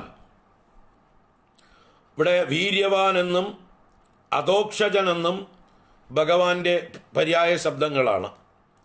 എല്ലാ ശക്തിയുമുള്ളവൻ വീര്യവാൻ. അദോക്ഷജൻ എന്ന് പറഞ്ഞാൽ ഇന്ദ്രിയങ്ങളെ കൊണ്ട് അറിയാൻ പറ്റാത്തവൻ. അക്ഷജം എന്നാൽ അക്ഷത്തിന് ജന്യമായത്, അക്ഷം കൊണ്ട് അറിയുന്നത്, ഇന്ദ്രിയങ്ങളെ കൊണ്ട് അറിയുന്നത് അക്ഷജം. അതിൻ്റെ വിപരീതമായിട്ടുള്ള ഭാവമാണ് അദോക്ഷജൻ എന്ന വാക്ക്. ഇന്ദ്രിയജന്യമായ ജ്ഞാനത്തെ താഴ്ത്തുന്നത്, അധഃകരിക്കുന്നത് അദോക്ഷജൻ എന്ന് വെച്ചാൽ ഇന്ദ്രിയജന്യമായിട്ടുള്ള ജ്ഞാനത്തിന് എത്താത്ത സ്ഥാനമാണ് ഭഗവാൻ. ഇന്ദ്രിയങ്ങളെ കൊണ്ട് എത്തി നോക്കാൻ പറ്റില്ല ഭഗവാനിലേക്ക്. അപ്പോൾ ഇന്ദ്രിയജന്യമായ ജ്ഞാനത്തെ താഴെ നിർത്തുന്നു ഭഗവാൻ എന്ന്. അതാണ് അദോക്ഷജൻ എന്ന പേരിന് അർത്ഥം. അപ്പോൾ ആരാ അദോക്ഷജൻ? ബ്രഹ്മം തന്നെ. ബ്രഹ്മത്തെ നമുക്ക് ഇന്ദ്രിയങ്ങളെ കൊണ്ട് അറിയാൻ കഴിയില്ല, എന്നാൽ വീര്യവാനുമാണ്. എല്ലാ വീര്യവും ആ ബ്രഹ്മത്തിൽ ഉണ്ട്. ഒമനി പൊട്ടൻ്റാണ്. ആ ഒമനി പൊട്ടൻ്റായ അദോക്ഷജൻ എന്ന ബ്രഹ്മം എന്ത് ചെയ്തു? ഗുണമയ്യാം മായായാം, ത്രിഗുണാത്മികയായ മായയിൽ കാലവൃത്യ, ആ കാലത്തിൻ്റെ വ്യാപാരം കൊണ്ട്, വൃത്തി എന്നാൽ പ്രവൃത്തി, അപ്പോൾ കാലശക്തി കൊണ്ട് ഗുണമയ്യായ ആ മായയിൽ ആത്മഭൂതേന പുരുഷേണ വീര്യം ആദത്ത, തൻ്റെ തന്നെ അംശമായ പുരുഷനെ കൊണ്ട് വീര്യത്തെ ആദാനം ചെയ്തു എന്ന് പറയുമ്പോൾ ഒരു ഗർഭാധാനം പോലെ ആയി. വീര്യാദാനം ഗർഭാധാനം തന്നെയാണ്. അപ്പോൾ ഒരു കന്യക വിവാഹിതയാകുന്നത് വരെ അവളുടെ കന്യകയുടെ ഉദരത്തിനകത്ത് ശിശുവോ ഗർഭമോ വല്ലതുണ്ടോ? ഇല്ല. ആ കന്യകാവസ്ഥയിലുള്ളതാണ് പ്രളയകാലത്തുള്ള മായ. പ്രളയകാലത്തുള്ള മായ എന്താണ്? ഈ കന്യകയെ പോലെ ഗർഭം ധരിക്കാത്തവൾ. പിന്നീട് ഈ ഭഗവാൻ, ഈ ബ്രഹ്മം, ഈശ്വരൻ ഈ മായയെ ഗർഭം ധരിപ്പിക്കുകയാണ് എന്ന് പറഞ്ഞാൽ വിവാഹം കഴിച്ച് ഒരു ദാമ്പത്യത്തിലേർപ്പെട്ട് ഗർഭാധാനം ചെയ്യുന്നത് പോലെ തൻ്റെ തന്നെ പത്നിയായ മായയെ ഭഗവാൻ ഗർഭം ധരിപ്പിക്കുന്നു. കാലം കൊണ്ട് ആ ഗർഭം വികസിക്കുന്നു. കാലശക്തിയ, അതാണ് വീര്യം ആദത്ത, വീര്യത്തെ ആദാനം ചെയ്തു. അപ്പോൾ ഈ പുരുഷനായ, അല്ലെങ്കിൽ ഈ പുരുഷൻ എന്ന് പറയുന്നതിൻ്റെ അർത്ഥം എന്താണ്? പൂർണ്ണനായതുകൊണ്ടാണ്. ശക്തികളെ കൊണ്ട് പൂർണ്ണൻ, പൂർണ്ണത്വാത് പുരുഷ, എല്ലാ ശക്തികളുമുള്ളവൻ, ബീജമുള്ളവനെയാണ് പുരുഷൻ എന്ന് പറയുക, അല്ലേ? പ്രത്യുൽപാദനം ചെയ്യുവാൻ ഒരു സ്ത്രീയെ അണ്ടോൽപാദനം ചെയ്യുവാൻ സാമർഥ്യമുള്ള, ഗർഭം ധരിക്കാൻ സാമർഥ്യമുള്ള, ഫെർട്ടിലിറ്റിയുള്ള ഒരു സ്ത്രീയെ ഗർഭം ധരിപ്പിക്കുവാനുള്ള സാമർഥ്യമുള്ളവനാണ് പുരുഷൻ എന്ന പദത്തിന് അർത്ഥം. യോഗ്യൻ, ബീജാദാനം ചെയ്യുവാൻ കഴിവുള്ളവൻ, അവൻ്റെ ഉള്ളിൽ പൊട്ടൻസി ഉണ്ട്, അവൻ ഇമ്പോർട്ടൻ്റ് അല്ല, നപുംസക സമാനനല്ല. മനസ്സിലാവുണ്ടോ? അപ്പം അവൻ പുരുഷൻ. അതുപോലെ ഈശ്വരനെ പുരുഷൻ എന്ന് പറയുന്നത് എന്തുകൊണ്ടെന്നാൽ പൂർണ്ണത്വാത്, സർവശക്തിമത്വാത്, എന്തും സൃഷ്ടിക്കുവാനുള്ള പൗരുഷം. പൗരുഷം എന്നാൽ വീര്യം തന്നെ, ശക്തി തന്നെ, അതവനിൽ ഉള്ളതുകൊണ്ട് ഈശ്വരനെ എന്ത് വിളിക്കുന്നു? പുരുഷൻ, പുരുഷൻ, പുരുഷൻ എന്ന് പറയുന്നു. ആ പുരുഷ ശബ്ദത്തിൻ്റെ അർത്ഥം വെറും മെയിൽ എന്നുള്ള അർത്ഥത്തിൽ നമ്മളെ പോലെ ഒരാൾ എന്ന് പറയാൻ വേണ്ടിയിട്ടല്ല. He has the potency, the Omni potency, എന്തും സൃഷ്ടിക്കുവാനുള്ള, എന്തിനേയും ജനിപ്പിക്കുവാനുള്ള ആ ശക്തിയുള്ളത് കൊണ്ട് അവൻ പുരുഷൻ. ഈശ്വരനെ പുരുഷൻ എന്ന് പറയുന്നതിന്റെ അർത്ഥം മനസ്സിലാക്കിക്കോളൂ. പൂർണ്ണത്വാത് പുരുഷ, പൂർണ്ണത്വാത് പുരുഷ, പൗരുഷമുള്ളത് കൊണ്ട് പുരുഷൻ.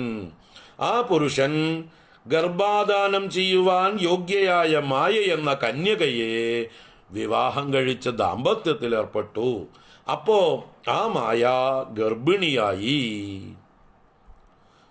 ഇവിടെ സാധാരണ നമ്മുടെ വിവാഹത്തിൽ 2 പേര് വേണം, പുരുഷൻ വേറെ സ്ത്രീ വേറെ. ഇവിടുത്തെ വിവാഹത്തില് ബ്രഹ്മം എന്ന പുരുഷൻ മായ എന്ന സ്ത്രീയെ വിവാഹം കഴിക്കുന്നത് വേറെ ആരിൽ നിന്നെങ്കിലും എവിടുന്നെങ്കിലും വന്ന ഒരു സ്ത്രീയല്ല, ആരുടെയെങ്കിലും മകളായൊരു സ്ത്രീയെ അല്ല ഇവിടെ ബ്രഹ്മം വിവാഹം കഴിക്കുന്നത്, തൻ്റെ തന്നെ ശക്തിയായ സ്ത്രീയെ. മനസ്സിലാവുണ്ടോ? തൻ്റെ തന്നെ ശക്തിയായ സ്ത്രീയെയാണ് ഇവിടെ ഗർഭം ധരിപ്പിക്കുന്നത്. അങ്ങനെ ഉണ്ടാവുന്ന ആ ഗർഭം, അതിന് പേരാണ് മഹത്തത്വം. ഇതവിടെ അടുത്ത ശ്ലോകം പറയണു, തതോ അഭവത് മഹത്തത്വം അവ്യക്താത് കാലചോദിതാത്. കാലചോദിതാത് അവ്യക്താത് മഹത്തത്വം അഭവത്. അപ്പൊ ഈ ഗർഭം ധരിച്ചപ്പോൾ, ഈ മായ ഗർഭം ധരിച്ചപ്പോൾ ഉണ്ടായതാണ്, ഗർഭത്തിലുണ്ടായതാണ് മഹത്തത്വം എന്ന് പറയുന്നത്. കാലത്താൽ ഈ ഗർഭം വികസിച്ചു. കാലമാവണ്ടേ ഗർഭമുണ്ടോ ഇല്ലയോ എന്ന് അറിയാനായിക്കൊണ്ട് അല്ലേ? ബീജാവാപം ചെയ്ത ഉടനെ തന്നെ ഗർഭം കാണുമോ? ദമ്പതികൾ ദാമ്പത്യത്തിൽ ഏർപ്പെട്ട ഉടനെ തന്നെ ഗർഭമുണ്ടോ ഇല്ലയോ എന്ന് അറിയാൻ പറ്റില്ല. 2 മാസമോ 3 മാസമോ കഴിയണം ലക്ഷണങ്ങൾ തെളിയാൻ. 2 മാസം കഴിയുമ്പോഴാണ് ഛർദിയൊക്കെ തുടങ്ങുക. എന്തൊക്കെയോ ഉള്ളിൽ ഉരുട്ടാനും പെരട്ടാനും ഒക്കെ തുടങ്ങിയെന്ന് പറയും. പിന്നീട് കുറച്ച് കഴിയുമ്പോൾ തെളിഞ്ഞ് വരും, വയറൊത്തിരി വലുതായി വലുതായി വരണു. അപ്പോൾ അമ്മുമ്മമാർ ചോദിക്കാൻ തുടങ്ങും, എന്താണ്ടി വല്ല വിശേഷമുണ്ടോ? വിശേഷം എന്ന് പറഞ്ഞാൽ എന്താണ്? പൊങ്ങിയോ എന്നാണ്. സാധാരണ നോർമൽസിയിൽ നിന്ന് എന്തെങ്കിലും എക്സ്ട്രാ ഗ്രോത്ത് ഉണ്ടായിട്ടുണ്ടോ? അതാണ് വിശേഷം. അങ്ങനെ വർദ്ധിച്ച് കാലം കൊണ്ട് വിശേഷം കൂടി വരുന്നു. അതിനെയാണ് മഹത്തത്വം എന്ന് പറയുന്നത്. ഈ ഗർഭാവസ്ഥയെയാണ് മഹത്തത്വം എന്ന് പറയുന്നത്. അപ്പോൾ മുമ്പ് അവ്യക്തമായിരുന്നു, ഫ്ലാറ്റായിരുന്നു ആ സ്ത്രീയുടെ, കന്യകയുടെ ഉദരം. അവിടെ ഒന്നും വ്യക്തമല്ല, വിശേഷമൊന്നും ഉണ്ടായിട്ടില്ല അല്ലേ? വിശേഷമൊന്നും ഇല്ല എന്നാ പറയുക.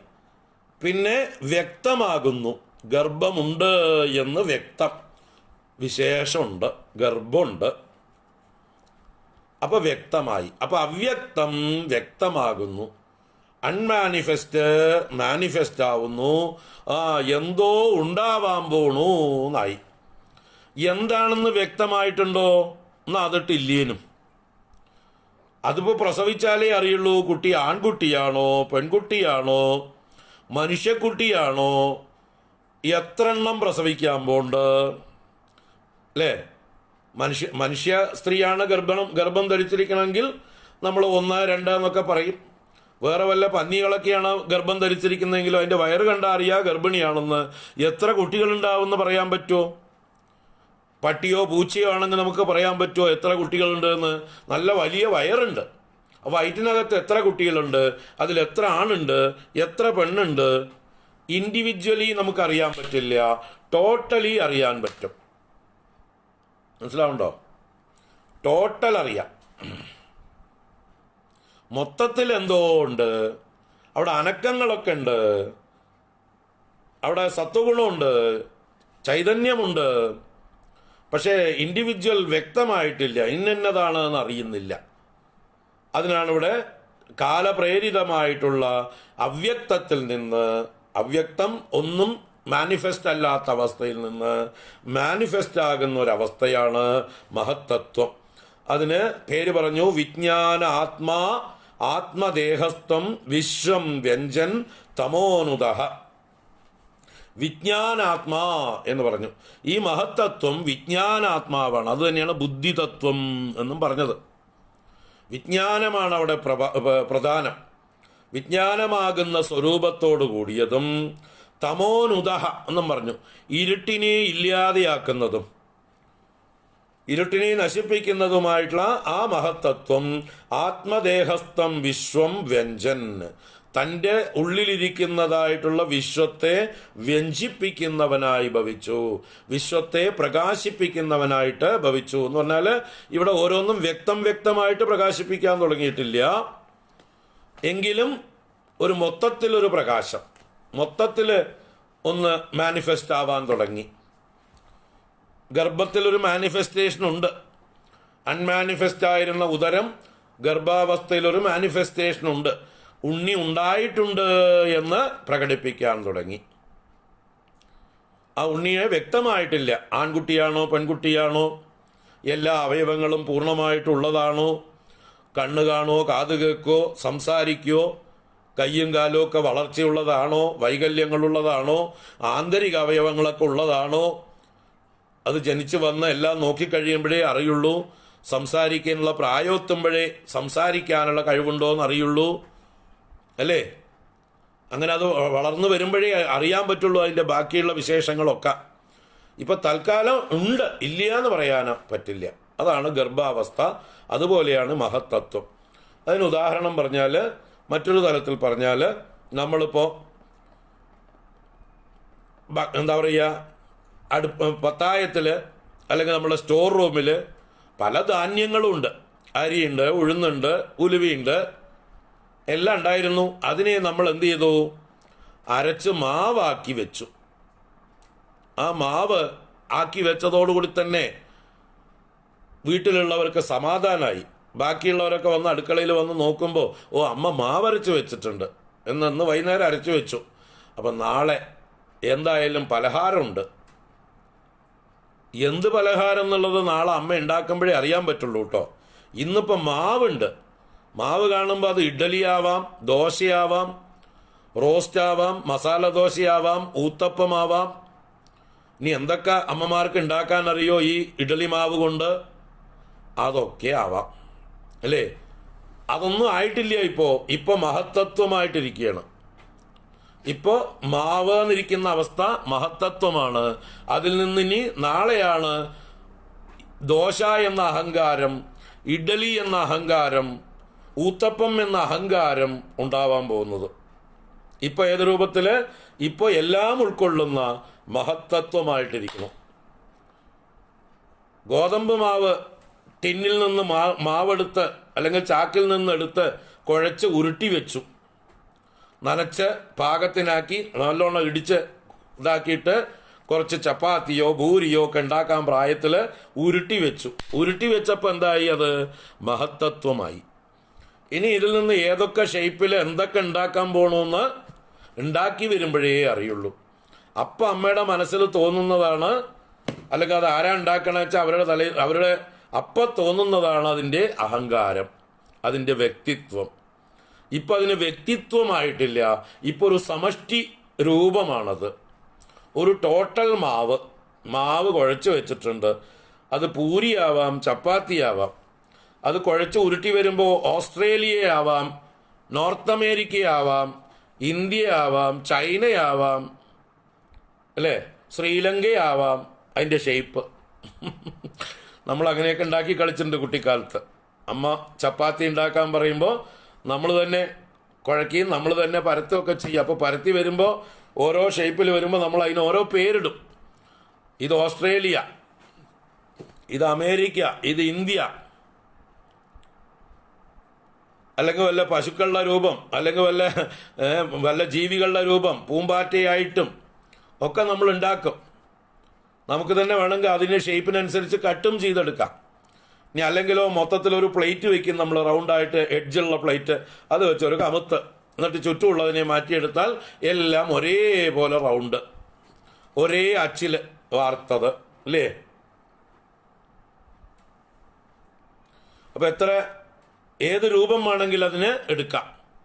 ചപ്പാത്തിയുമാവാം, പൂരിയുമാവാം, ഇനി വേറെ വല്ല റോട്ടി ആവാം, അല്ലേ, നോർത്ത് ഇന്ത്യൻ ഫുൽക്കെ ആവാം. എന്തൊക്കെ പേരുകളിലാണ് ഇപ്പോൾ നോർത്ത് ഇന്ത്യൻ വെറൈറ്റികൾ ഈ ഗോതമ്പ് മാവ് ഉണ്ടാക്കാൻ പറ്റുമെന്ന് വെച്ചാൽ അതൊക്കെ ആയിട്ട് പരിണമിക്കും. അപ്പം മാവായിരിക്കുമ്പോൾ എന്താന്ന് പറയാൻ പറ്റില്ല.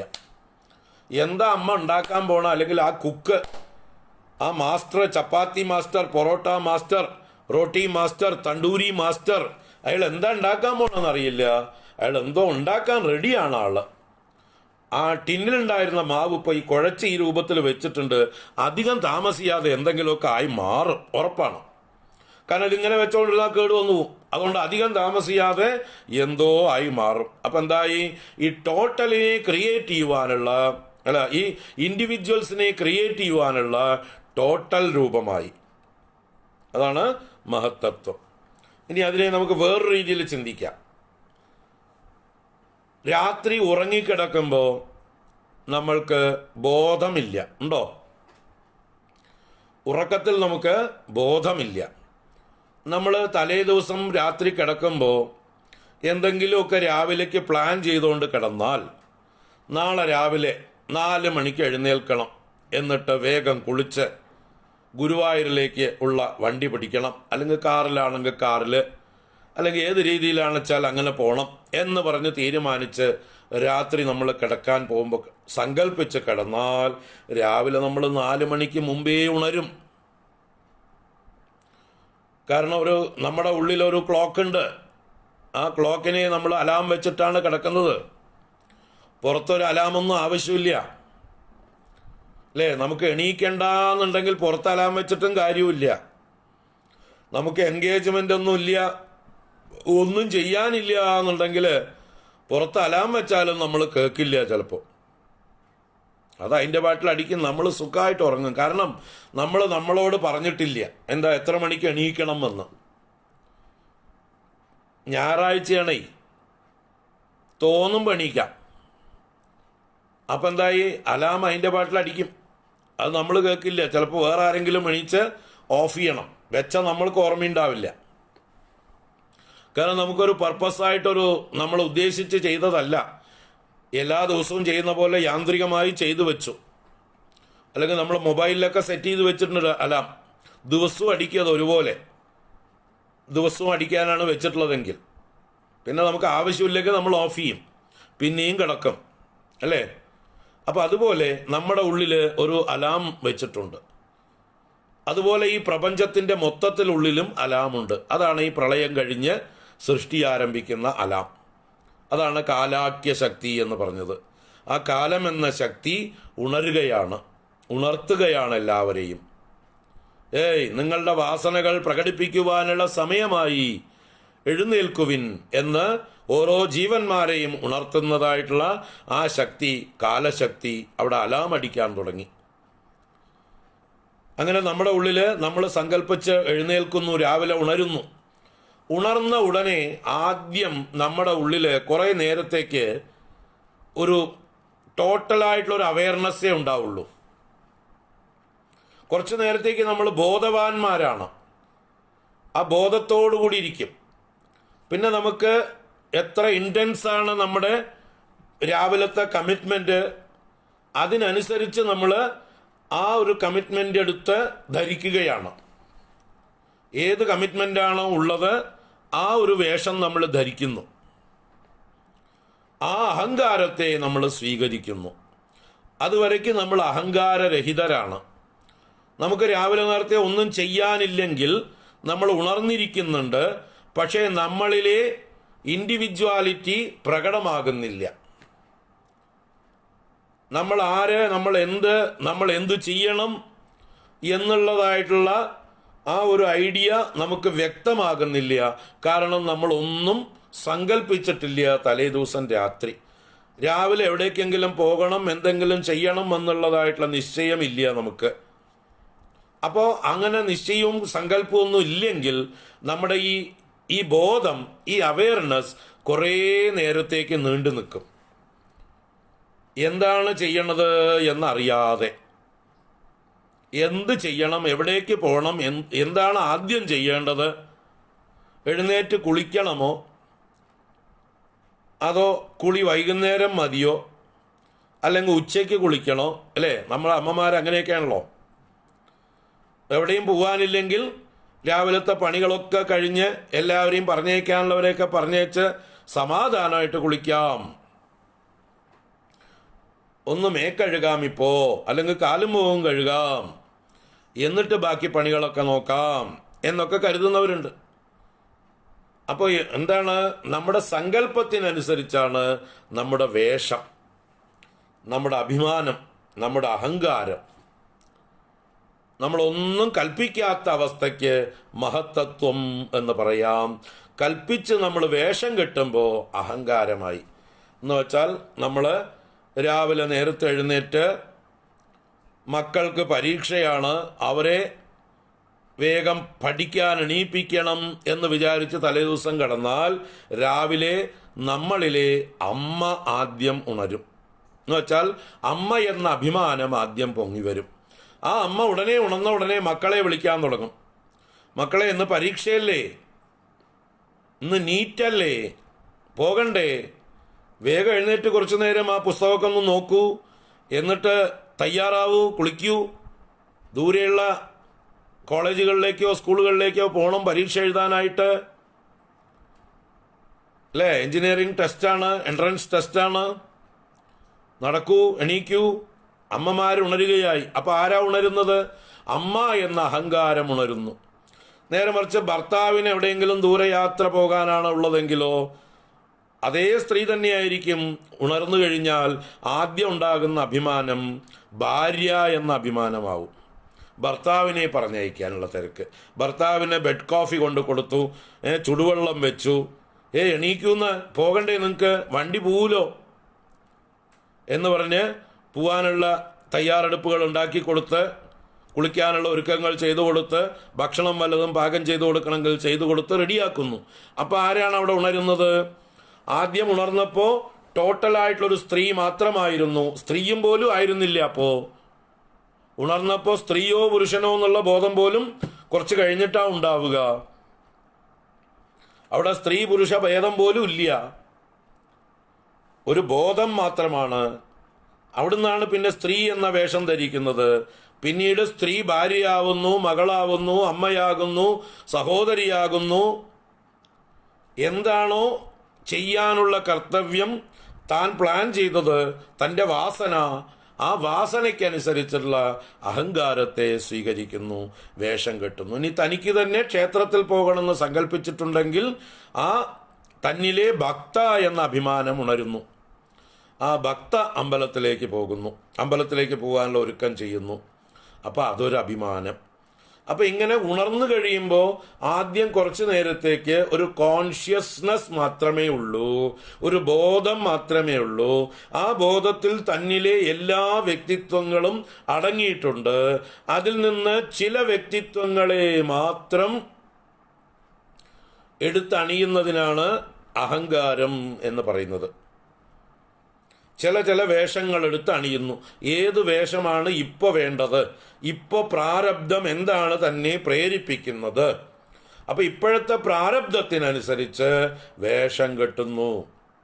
അതുപോലെയാണ് ജീവന്മാരൊക്കെ ഓരോരുത്തരുടെയും പ്രാരബ്ധത്തിനനുസരിച്ച് ശരീരങ്ങളാകുന്ന വേഷം കെട്ടുന്നു. ഒരു സ്ത്രീ കുറച്ച് നേരത്തേക്ക് ഭാര്യയാകുന്നു. കുറച്ച് കഴിയുമ്പോൾ ഭർത്താവിനെ പറഞ്ഞയച്ചു കഴിഞ്ഞാൽ ഭാര്യയുടെ വേഷം അഴിച്ചു വെക്കുന്നു, പിന്നെ അമ്മയുടെ വേഷമെടുത്ത് അണിയുന്നു. അതൊരു സ്ത്രീയെ സംബന്ധിച്ച്, അന്നത്തെ ദിവസത്തെ ഷെഡ്യൂളിനെ സംബന്ധിച്ച്. നേരെ മറിച്ച് നമ്മുടെ ജീവിതം അതും ഒരു പ്രാരബ്ധത്തിനനുസരിച്ച് നമ്മളെടുത്ത വേഷമാണ്. അതിന് പക്ഷേ കുറെ കൂടി ദൈർഘ്യമുണ്ട് എന്ന് മാത്രമേ ഉള്ളൂ. മറ്റത് കുറച്ച് നേരത്തേക്ക് വേഷം കെട്ടുന്നു, ഇതൊരു ആയുസ് മുഴുവനുള്ള വേഷമാണ്, നമ്മൾ തിരഞ്ഞെടുത്ത വേഷമാണ്. ഞാൻ പൂർവജന്മത്തിൽ സങ്കല്പിച്ചു അടുത്ത ജന്മം ഞാൻ ഇന്ന ആളാവണമെന്ന്. അതിനുവേണ്ടിയുള്ള പ്രയത്നങ്ങൾ ഞാൻ ചെയ്തിട്ടാണ് ഞാൻ കിടന്നുറങ്ങിയത്. ഏതുറക്കം? എൻ്റെ പ്രളയം എന്ന ഉറക്കം സംഭവിച്ചത്. ആ പ്രളയം കഴിഞ്ഞ് ഞാൻ ഉണർന്നു വന്നപ്പോൾ എന്നിലെ പൂർവജന്മ വാസന ഇപ്പോൾ ഈ ശരീരമെടുക്കാൻ പ്രേരിപ്പിച്ചു. ഇപ്പോൾ ഈ ശരീരമെടുത്തു. ഇത് പിന്നെ പെട്ടെന്ന് അഴിച്ചു വയ്ക്കാൻ പറ്റുന്നതല്ല. ഈ വേഷം കെട്ടൽ മുഴുവൻ കഴിഞ്ഞിട്ട് വേണം ഈ ശരീരം അഴിച്ചു വയ്ക്കാൻ. ഇത് കുറച്ച് ദൈർഘ്യം കൂടിയൊരു വേഷമാണ്. നമ്മുടെ അമ്മമാർ ദിവസവും മാറി മാറി ഒരു ദിവസം തന്നെ പല വേഷം കെട്ടുന്നത് പോലെയല്ല. ഈ വേഷം കുറച്ച് ഡ്യൂറബിൾ ആണ്, കുറച്ച് ഡ്യൂറേഷൻ കൂടുതലുള്ള വേഷമാണ്. അത്രേ ഉള്ളൂ. ഇത് നമ്മൾ തിരഞ്ഞെടുത്തതാണ്. ഇനി ഇത് കഴിയുമ്പോൾ, ഈ വാസന കഴിയുമ്പോൾ ഈ ശരീരം വീണു പോകും. ഈ വേഷം നമ്മൾ അഴിച്ചു വയ്ക്കും. അടുത്ത രംഗത്തേക്ക് നമ്മൾ പ്രവേശിക്കും, അടുത്ത വേഷവും ധരിച്ചിട്ട്, അടുത്ത ജന്മം.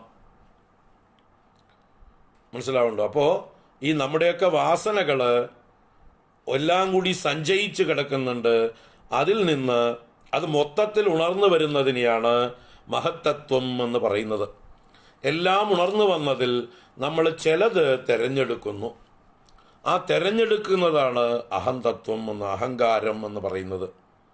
ഇപ്പം നിങ്ങൾ ഒരു രാവിലെ എഴുന്നേറ്റ് കുളി കഴിഞ്ഞിട്ട് നിങ്ങളുടെ അലമാറ തുറന്നപ്പോൾ നിങ്ങളുടെ പല ഡ്രസ് മെറ്റീരിയൽസ് ഉണ്ട്. ഇതിൽ ഏതെടുത്ത് ഉടുക്കണം എന്ന് തീരുമാനിക്കുന്നത് നിങ്ങളാണ്. എന്താ കാരണം? എവിടേക്കാ പോണ്ട്, എന്താ ചെയ്യേണ്ടത്, അതിനനുസരിച്ചിട്ടുള്ളൊരു ഡ്രസ്സ് എടുക്കുന്നു, അണിയുന്നു, ആ സൂട്ട് എടുത്തിടുന്നു. നിങ്ങളുടെ കയ്യിൽ സഞ്ചയിച്ച് വെച്ചിട്ടുണ്ട് എന്ത്? ധാരാളം ഡ്രസ് മെറ്റീരിയൽസ്. നൈറ്റികളുണ്ട് കുറേ, ചുരിദാറുകളുണ്ട് കുറേ, സാരികളുണ്ട് കുറേ, പിന്നെ വേറെ പല ഡ്രസ്സുകളും ഒക്കെ ഉണ്ട്. അതൊക്കെ പേരൊന്നും എനിക്കറിയില്ല. ചോളിയോ കിളിയോ അല്ലെങ്കിൽ ജീൻസും പാൻറ്റും ഒക്കെ വേണമെങ്കിൽ ഉണ്ടാക്കി വെച്ചിട്ടുണ്ടാവും, അല്ലേ, ആവശ്യത്തിന് ഉപയോഗിക്കാൻ. അപ്പം അതിൽ ഏതാ വേണ്ട വെച്ചാൽ നിങ്ങളെടുത്ത് അണിയുന്നു. അതിൽ തന്നെ സാരി ആണെങ്കിലും പല വെറൈറ്റി. കല്യാണത്തിന് പോകാനുള്ള സാരികൾ, ഉദ്യോഗത്തിന് പോകാനുള്ള സാരികൾ, മരിച്ച വീട്ടിലേക്ക് പോകാനുള്ള സാരികൾ, അമ്പലത്തിൽ പോകാനുള്ള സാരികൾ, ചിങ്ങമാസം 1-ാം തീയതി, ഓണം, വിഷു, തിരുവാതിര, അതൊക്കെ വരുമ്പോൾ കൊടുക്കാനുള്ള സെറ്റും മുണ്ടും. അപ്പം ഇതുപോലെയൊക്കെ ഉണ്ട്, വെറൈറ്റികളുണ്ട്. ആ കാലത്തിനനുസരിച്ച് വേഷം കെട്ടുന്നു. എവിടേക്ക് പോകണമെന്ന് കരുതുന്നതിനനുസരിച്ച് വേഷം കെട്ടുന്നു. അതുപോലെ നമ്മുടെ സഞ്ചിത കർമ്മം സഞ്ചയിച്ചു വെച്ചിട്ടുണ്ട്. അതിൽ നിന്ന് നമ്മൾ പിക്ക് ചെയ്യുന്നു. ആ പിക്ക് ചെയ്യുന്നതിനാണ് പ്രാരബ്ധം എന്ന് പറയുന്നത്. ഇപ്പോഴേക്ക് ഈ ജന്മത്തിലേക്ക് മാത്രമായി നമ്മൾ തിരഞ്ഞെടുക്കുന്നതിനെ പ്രാരബ്ധം എന്ന് പറയുന്നു. ബാക്കി പ്ലെന്റി അവിടെ ഇരിപ്പുണ്ട്. അടുത്ത ജന്മത്തിലേക്കുള്ള റിസർവേഷൻ അതവിടെ ഇരിക്കട്ടെ. ഇപ്പോൾ ഈ ജന്മത്തിലേക്കുള്ള വേഷമെടുത്ത് അണിഞ്ഞതാണ് ഞാൻ ഈ വേഷവും, നിങ്ങൾ ഓരോരുത്തരും നിങ്ങളുടെ വേഷവും. ഇനി ഈ വേഷം കെട്ട് കഴിയുമ്പോൾ അത് അഴിച്ചു വയ്ക്കും. നമ്മൾ അടുത്ത വേഷം എടുത്ത് ധരിക്കും. അപ്പോൾ നമ്മുടെ കയ്യിൽ അനേക വേഷം സഞ്ചിതമായിട്ടുണ്ട്. നമ്മൾ അനേക ജന്മങ്ങളിലൂടെ ആർജിച്ചു വെച്ച അനേക വാസനകളുണ്ട്. ആ വാസനകൾ മൊത്തത്തിൽ ഉണർന്ന് നമ്മളുടെ ഏത് ഭാവം നമ്മൾ സ്വീകരിക്കണമെന്ന് തീരുമാനിക്കുന്നതിന് മുമ്പിലുള്ള ഒരു അവസ്ഥയാണ്, ഒരു ഉണർവിൻ്റെ അവസ്ഥയാണ് മഹത്തത്വം എന്ന് പറയുന്ന അവസ്ഥ. ഒരു ടോട്ടലായിരിക്കുന്ന ഒരവസ്ഥയാണ് മഹത്തത്വം. അവിടെ ഇൻഡിവിജ്വൽ രൂപപ്പെട്ടിട്ടില്ല, ഇൻഡിവിജ്വാലിറ്റി ഉണ്ടായിട്ടില്ല, മൊത്തത്തിലൊരു ഉണർവ്. അപ്പോൾ സമഷ്ടി ഭാവമാണ്, അവിഭക്ത ഭാവമാണ്. അതിനെക്കുറിച്ച് അടുത്തതിലും പറഞ്ഞു. സോപി അംശഗുണ കാലാത്മാ ഭഗവൽ ദൃഷ്ടിഗോചര. അംശം, ഗുണങ്ങൾ, കാലം എന്നിവയോട് ചേർന്ന ആ മഹത്വത്വം ഈശ്വരന്റെ ദൃഷ്ടിഗോചരമായിട്ട് ഈശ്വരന്റെ കടാക്ഷം കൊണ്ട് ആത്മാനം വ്യകരോദാത്മാ വിശ്വസ്യ അസ്യ ശുശ്രൂഷയാ. ഈ മഹത്തത്വം എന്ന ആത്മാ അസ്യ വിശ്വസ്യ ശുശ്രൂഷയാ, ഈ വിശ്വസൃഷ്ടിക്കായിക്കൊണ്ട് വ്യകരോത് എന്ന് പറഞ്ഞാൽ വികാരം പ്രാപിച്ചു. അങ്ങനെ ആ മഹത്തത്വം വികാരം പ്രാപിച്ചിട്ടാണ് അഹം തത്വം ഉണ്ടാകുന്നത്. മഹത്തത്വാത് വികുർവാണാത് അഹം തത്വം വ്യജായത. വികുർവാണാത് എന്ന് പറഞ്ഞാൽ വികാരത്തെ പ്രാപിച്ച, മഹത്തത്വാത് മഹത്തത്വത്തിൽ നിന്ന് അഹം തത്വം വ്യജായത, അഹം തത്വം ആവിർഭവിച്ചു.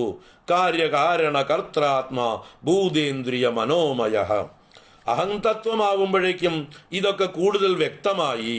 കാര്യകാരണ കർത്താത്മാ, കാര്യം കാരണം കർത്ത് ഭാവത്തോട് കൂടിയതും, ഭൂതങ്ങൾ ഇന്ദ്രിയങ്ങൾ മനസ്സ് എന്നിങ്ങനെയുള്ള ഭാവവൈവിധ്യങ്ങളോട് കൂടിയതും. അപ്പൊ അഹങ്കാരം എന്ന തലത്തിലാണ് വ്യക്തിത്വങ്ങൾ അഥവാ വൈവിധ്യങ്ങൾ ഉരുവായി വരുന്നത്. അപ്പോ സൃഷ്ടിയുടെ ആ ഗർഭാവസ്ഥയ്ക്ക് പേരാണെന്ത്? മഹന്തത്വം. ഗർഭാവസ്ഥ, ആ ഗർഭത്തിൽ നിന്ന് പുറത്തേക്ക് രൂപമെടുത്തു വരുന്ന അവസ്ഥയ്ക്ക് അഹങ്കാരതത്വം എന്ന് പേര്. അപ്പൊ ഈ മഹത്തത്വം അവിഭക്തമായ ഭാവം, വിഭജിക്കാത്ത ഭാവം. ഏറ്റവും നല്ലൊരു ഉദാഹരണം നിങ്ങൾ ഓർമ്മിക്കേണ്ടത്, ആ ചപ്പാത്തി മാവ് കുഴച്ചു വെച്ചിരിക്കുമ്പോൾ അവിഭക്തം. അതിൽ നിന്ന് നിങ്ങൾ എന്തായിട്ട് എടുക്കണമെന്ന് പറഞ്ഞ് ചെറിയ ഉരുളയെടുത്ത് പരത്തിയാൽ പൂരിയായിട്ട് മാറും, വലിയ ഉരുളയെടുത്ത് പരത്തിയാൽ ചപ്പാത്തിയായിട്ട് മാറും, കുറെ കൂടി നല്ല കനത്തിലെടുത്തിട്ട് കുറച്ച് ഘനത്തിൽ പരത്തിയാൽ റോട്ടിയായിട്ട് മാറും.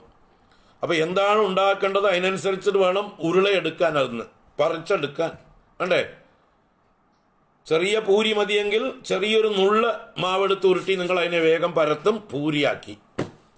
ചപ്പാത്തി വേണം കുറച്ച് വലുപ്പത്തിൽ എന്ന് പറഞ്ഞാൽ കുറച്ചുകൂടി വലിയൊരു ഉരുളയെടുക്കും, നന്നായി ഉരുട്ടിയിട്ട് പിന്നെ അതിനെ ഉരുട്ടി ചപ്പാത്തിയാക്കിയിട്ടെടുക്കും. റോട്ടിയാണ് വേണ്ടത് വെച്ചാൽ ഒരു 2 റോട്ടി തിന്നാൽ നമുക്ക് മതിയാവും അല്ലേ. അപ്പോൾ നല്ല ഘനം വേണം റോട്ടിക്ക്, തണ്ടൂരിയാണ്. അപ്പോൾ കുറച്ച് കൂടുതൽ മാവ് അങ്ങോട്ട് എടുക്കും. ഈ ഉരുളയിൽ നിന്ന് മൊത്തത്തിൽ നിന്ന് കുറച്ച് കൂടുതൽ എടുത്തിട്ട് അതിനെ ഒന്ന് അധികം പരത്താതെ ഘനത്തിൽ ചില പ്രത്യേക പണികളൊക്കെ എടുത്തിട്ട് റോട്ടിയാക്കിയിട്ട് അതിനെ ചുട്ടെടുക്കും. അപ്പോൾ ഓരോന്നിൻ്റെ ആവശ്യത്തിനനുസരിച്ചാണ് നമ്മൾ മാവെടുത്ത് ഉരുട്ടുന്നത്. അത് വിഭക്തം. വിഭജിച്ചെടുത്തത്. മറ്റത് അവിഭക്തം, ടോട്ടൽ ഇൻഡിവിജ്വൽ ആവുന്നതാണ് അഹന്തത്വം, ടോട്ടലായിരിക്കുന്നതാണ് മഹത്തത്വം. അപ്പൊ ഈ പ്രപഞ്ചത്തിന്റെ മൊത്തം സമഷ്ടിയെ, ടോട്ടലിനെ മഹത്തത്വം എന്ന് പറയുന്നു. അതിൽ നിന്ന് ഞാനും നിങ്ങളും അല്ലെങ്കിൽ ഓരോന്നും വേർതിരിഞ്ഞു വരുമ്പോൾ അഹന്തത്വം എന്ന് പറയുന്നു. ആ ഇൻഡിവിജ്വൽ വേർതിരിഞ്ഞു വരുന്നതാണ് അഹന്തത്വം. ടോട്ടലായിട്ട് വികസിച്ചു വരുന്നത് മഹത്തത്വം. ഇപ്പം നമ്മൾ രാവിലെ ഉണർന്നു വരുമ്പോൾ ആദ്യം ഉണർന്നു വരുന്നത് നമ്മിലെ മഹത്തത്വമാണ്, ബുദ്ധിതത്വമാണ്, ബോധതത്വമാണ്, ജ്ഞാനതത്വമാണ്. നമ്മൾ ഉണർന്നിരിക്കുമ്പോൾ വെറും ശുദ്ധ ബോധമാണ്. പിന്നെ നമ്മുടെ പ്രാരബ്ധത്തിനനുസരിച്ച് നമ്മൾ വേഷം കെട്ടുന്നു. അപ്പോൾ ഈ പ്രാരബ്ധത്തിൻ്റെ വേഷം കെട്ടുന്നതിന് മുമ്പേ തന്നെ നമ്മൾ ആ അവസ്ഥയിൽ തന്നെ കുറേ നേരം ഇരിക്കുക. അതാണ് ധ്യാനം. ഏതാണ് ധ്യാനം? മഹത്തത്വാവസ്ഥയിൽ ഇരിക്കുക, അഹംതത്വത്തിലേക്ക് ഇറങ്ങാതിരിക്കുക. അഹംതത്വത്തിലേക്ക് ഇറങ്ങുക എന്ന് പറഞ്ഞാൽ നിങ്ങൾ ചെറുതാവുകയാണ്. മഹത്തത്വത്തിൽ ഇരിക്കുക എന്ന് പറയുമ്പോൾ നിങ്ങൾ നിങ്ങളുടെ വലുപ്പത്തിലിരിക്കുകയാണ്. നിങ്ങളുടെ മുഴുവൻ ഭാവത്തിൽ, അനന്തഭാവത്തിൽ ഇരിക്കുന്ന ഇരിപ്പാണ് നമ്മൾ രാവിലെ ഉണർന്നിരിക്കുന്നതായിട്ടുള്ള ഈ ഭാവം. രാവിലെ ഉണർന്നിരിക്കുമ്പോൾ നിങ്ങൾ ശുദ്ധ ചൈതന്യമാണ്. നിങ്ങൾ ആരാണെന്ന് നിങ്ങൾ പറഞ്ഞിട്ടില്ല, നിങ്ങൾ നിർവചിച്ചിട്ടില്ല. ശുദ്ധ ചൈതന്യം ഉണർന്നിരിപ്പുണ്ട്. ആ ശുദ്ധ ചൈതന്യമായിരിക്കുന്ന നിങ്ങൾ പിന്നീട് കാലത്തിൻ്റെ പ്രേരണ കൊണ്ട്, നിങ്ങളുടെ വാസന പ്രേരണ കൊണ്ട്, നിങ്ങളുടെ സ്വഭാവം അഥവാ ഗുണങ്ങൾ കൊണ്ട് നിങ്ങൾ അച്ഛനോ മകനോ അമ്മയോ മകളോ ഭാര്യയോ സഹോദരിയോ ഒക്കെ ആയിട്ട് മാറുന്നു. അപ്പോൾ ആ ഒരു ഇൻ ബിറ്റ്വീൻ സുഷുപ്തിയുടെയും നിങ്ങളുടെ കർമ്മങ്ങളുടെയും നിങ്ങളുടെ അഹങ്കാരപൂർവകമായിട്ടുള്ള ഓരോ ഉത്തരവാദിത്വ കർമ്മങ്ങളുടെയും ഇടയ്ക്കുള്ളതായിട്ടുള്ള ഒരു ഇൻ്റർവെൽ ഉണ്ട്, ഒരു ഇടവേളയുണ്ട്. ആ ഇടവേളയിൽ നിങ്ങളിരിക്കുന്നത് ശുദ്ധ ചൈതന്യമായിട്ടാണ്, മഹത്തത്വമായിട്ടാണ്. അവിടെ സത്വഗുണമാണ് പ്രധാനം. ആ സമയത്തെ നമ്മൾ ദീർഘിപ്പിക്കുക, അതാണ് ബ്രാഹ്മ മുഹൂർത്തം. എന്താ ബ്രാഹ്മ മുഹൂർത്തം? ബ്രാഹ്മ മുഹൂർത്തം എന്ന് പറഞ്ഞാൽ നമ്മൾക്ക് നമ്മുടെ പ്രാരബ്ധ കർമ്മങ്ങൾ ആരംഭിക്കുന്നതിന് മുമ്പേ നമ്മൾ ഉണർന്നിരിക്കുന്ന ഈ ബ്രഹ്മാവസ്ഥയുണ്ട്, ഈ ബൃഹത്തായിരിക്കുന്ന അവസ്ഥയുണ്ട്. ആ ബൃഹത്തായിരിക്കുന്ന അവസ്ഥയിൽ നമുക്ക് എത്ര നേരം ഇരിക്കാൻ പറ്റുന്നുവോ അതാണ് ബ്രാഹ്മ മുഹൂർത്തം. ഒരു ഇൻഡിവിജ്വലിനെ സംബന്ധിച്ച് ബ്രാഹ്മ മുഹൂർത്തം എന്ന് പറഞ്ഞാൽ നമ്മളുടെ കർമ്മങ്ങൾ ആരംഭിക്കുന്നതിന് മുമ്പ് ഈശ്വരനുമായി ചേർന്നിരിക്കുന്ന നിമിഷം. മനസ്സിലാവുണ്ടോ? നമ്മിലെ ഈശ്വരഭാവം നല്ലതുപോലെ പ്രകടമായിരിക്കുന്ന, നമ്മൾക്ക് ഉത്തരവാദിത്വങ്ങളൊന്നും ഇല്ലാത്ത, നമ്മിൽ അഭിമാനമൊന്നും ഇല്ലാത്ത ശുദ്ധ ചൈതന്യമായിരിക്കാൻ പറ്റുന്ന അവസ്ഥയ്ക്ക് പേരാണ് ബ്രാഹ്മ മുഹൂർത്തം. ആ ബ്രാഹ്മ മുഹൂർത്തത്തിൽ നമ്മൾ ഇരിക്കുന്നത് മഹത്തത്വഭാവത്തിൽ. മനസ്സിലാവുണ്ടോ? അപ്പം നമ്മൾക്ക് എന്തുകൊണ്ട് നമ്മൾ രാവിലെ നേരത്തെ വെച്ചു ഈ ബ്രാഹ്മ മുഹൂർത്തത്തെ എന്നാണെങ്കിൽ, ഓരോരുത്തർക്കും സൂര്യൻ ഉദിച്ചു കഴിഞ്ഞാൽ കർമ്മങ്ങൾ ഇഷ്ടം പോലെ ഉണ്ട്. അവരുടെ അഭിമാനം അവരെ ഇരുത്തില്ല, അവിടെ ധ്യാനിക്കാൻ സാധിക്കില്ല. സൂര്യോദയം ആരംഭിക്കുമ്പോൾ തന്നെ നമ്മുടെ തിരക്കുകൾ തുടങ്ങുകയായി, നമ്മുടെ മൈൻഡ് ഓക്കുപ്പൈഡ് ആയി. അവിടെ പോണ്ടേ ഇവിടെ പോണ്ടേ, അത് ചെയ്യണ്ടേ, അയ്യോ പാല് കറന്നില്ല, പശുവിന് വെള്ളം കൊടുത്തില്ല, അല്ലേ? അല്ലെങ്കിൽ വീട്ടിൽ നിന്ന് പുറത്തു പോകാനുള്ള ആളുകൾക്ക് ആ പണി ചെയ്തു കൊടുക്കണം, ഈ പണി ചെയ്തു കൊടുക്കണം. ഇതാ ഇപ്പോൾ ഭർത്താവ് ഉണർന്നു വരും, അയാൾക്ക് ബെഡ് കോഫി കൊടുക്കണം, അല്ലെങ്കിൽ ഭാര്യയ്ക്ക് എവിടേക്കെങ്കിലും പോകാനുണ്ട് അവളെ സഹായിക്കണം, അല്ലെങ്കിൽ അവളെ റെയിൽവേ സ്റ്റേഷനിൽ കൊണ്ടാക്കണം, അല്ലേ? ഇപ്പോൾ ഭർത്താക്കന്മാർ റിട്ടയർ ആയിട്ടുണ്ടാവും, ഭാര്യമാർ റിട്ടയർ ആയിട്ടുണ്ടാവില്ല. ഭാര്യമാരുടെ ജോലി ദൂരെ എവിടെയെങ്കിലുമൊക്കെ ആയിരിക്കും. ട്രെയിനിൽ പോകണം, എറണാകുളത്ത് നിന്ന് തിരുവനന്തപുരത്തേക്ക് പോകണം. അപ്പോൾ രാവിലത്തെ വഞ്ചിനാട് വണ്ടി പിടിക്കണം. അപ്പോൾ പാലാരിവട്ടത്താണ് താമസിക്കുന്നത്, സൗത്തിലെത്തണം, വേണ്ടേ? അപ്പോൾ സ്കൂട്ടർ എടുക്കുകയായി, കാർ എടുക്കുകയായി, ആരെ ഭർത്താവ്, എന്നിട്ട് ഭാര്യയെ കൊണ്ടാക്കണം. അപ്പോൾ ഈ ഭാര്യയെ കൊണ്ടാക്കുക എന്നുള്ളതായിട്ടുള്ള ഭർത്താവിൻ്റെ ഉദ്യോഗം, അയാളെ ഇരുത്തുവോടെ ധ്യാനിക്കാൻ. അതന്നെ മെൻ്റൽ ഡിസ്റ്റർബൻസസ് ആരംഭിച്ചു. ആ മെൻ്റൽ ഡിസ്റ്റർബൻസസ് ആരംഭിക്കുന്നതിന് മുമ്പുള്ള മുഹൂർത്തം ബ്രാഹ്മ മുഹൂർത്തം.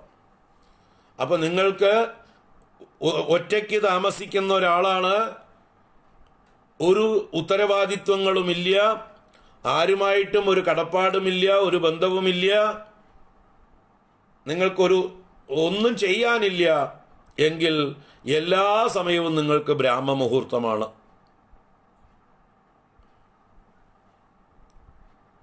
നിങ്ങൾക്ക് എപ്പോൾ വേണമെങ്കിൽ ബ്രാഹ്മ മുഹൂർത്തമാക്കി മാറ്റാം. Any time is meditation time. മനസ്സിലാവുണ്ടോ? പ്രാരബ്ധങ്ങളൊന്നും ഇല്ലാത്തവർക്ക്, കമ്മിറ്റ്മെൻറ്റുകളൊന്നും ഇല്ലാത്തവർക്ക്, പൂർണ്ണ സ്വതന്ത്രരായിരിക്കുന്നവർക്ക്, ഞങ്ങളെപ്പോലെ സന്യാസിമാരായിരിക്കുന്നവർക്ക്. ഇപ്പം ഞങ്ങളെപ്പോലെ സന്യാസിമാരെ പറഞ്ഞിട്ട് കാര്യമൊന്നുമില്ല, എനിക്കൊക്കെ ഇപ്പോൾ കമ്മിറ്റ്മെൻ്റ് ഉണ്ട്, അല്ലേ? നിങ്ങളോട് സമയം പറഞ്ഞാൽ കൃത്യസമയത്ത് എത്തണം. 10:30 മണിക്ക് ക്ലാസ് എന്ന് പറഞ്ഞാൽ 10:30 ഉണ്ടാവണം. 8 മണിക്ക് ക്ലാസ് എന്ന് പറഞ്ഞാൽ 8 മണിക്ക് കമ്മിറ്റ്മെൻ്റ് ഉണ്ട്. 4:30 ദേവി മാഹാത്മ്യം എന്ന് പറഞ്ഞാൽ കമ്മിറ്റ്മെൻ്റ് ആണ്. അതിൻ്റെ ഇടയ്ക്ക് വേറെ പലരും നമ്മളെ വിളിച്ചിട്ടുണ്ടാവും, അവരോട് ഇത്ര മണിക്ക് വിളിക്കുക എന്ന് പറഞ്ഞിട്ടുണ്ടാവും. ചിലർ അപ്പോയിൻമെൻ്റ് എടുത്തിട്ടുണ്ടാവും, ഇവിടെ കാണാൻ വരും. അതൊക്കെ കമ്മിറ്റ്മെൻ്റ് ആണ്. അപ്പോൾ അതൊക്കെ നമുക്ക് ഡിസ്റ്റർബൻസ് ആണ് വാസ്തവത്തിൽ. ആ സമയത്തൊന്നും നമുക്ക് ബ്രാഹ്മ മുഹൂർത്തത്തിലേക്ക് പോകാൻ പറ്റില്ല. ലൗകിക വ്യവഹാരങ്ങളിലാണ് നമ്മുടെ മൈൻഡ് ഓക്കുപ്പൈഡ് ആണ്, ഡിസ്റ്റർബ്ഡ് ആണ്. അപ്പം ഏതാണ് ബ്രാഹ്മമുഹൂർത്തം? ബ്രഹ്മത്തെ ചിന്തിക്കാൻ നമുക്ക് കഴിയുന്ന മുഹൂർത്തം ബ്രാഹ്മമുഹൂർത്തം.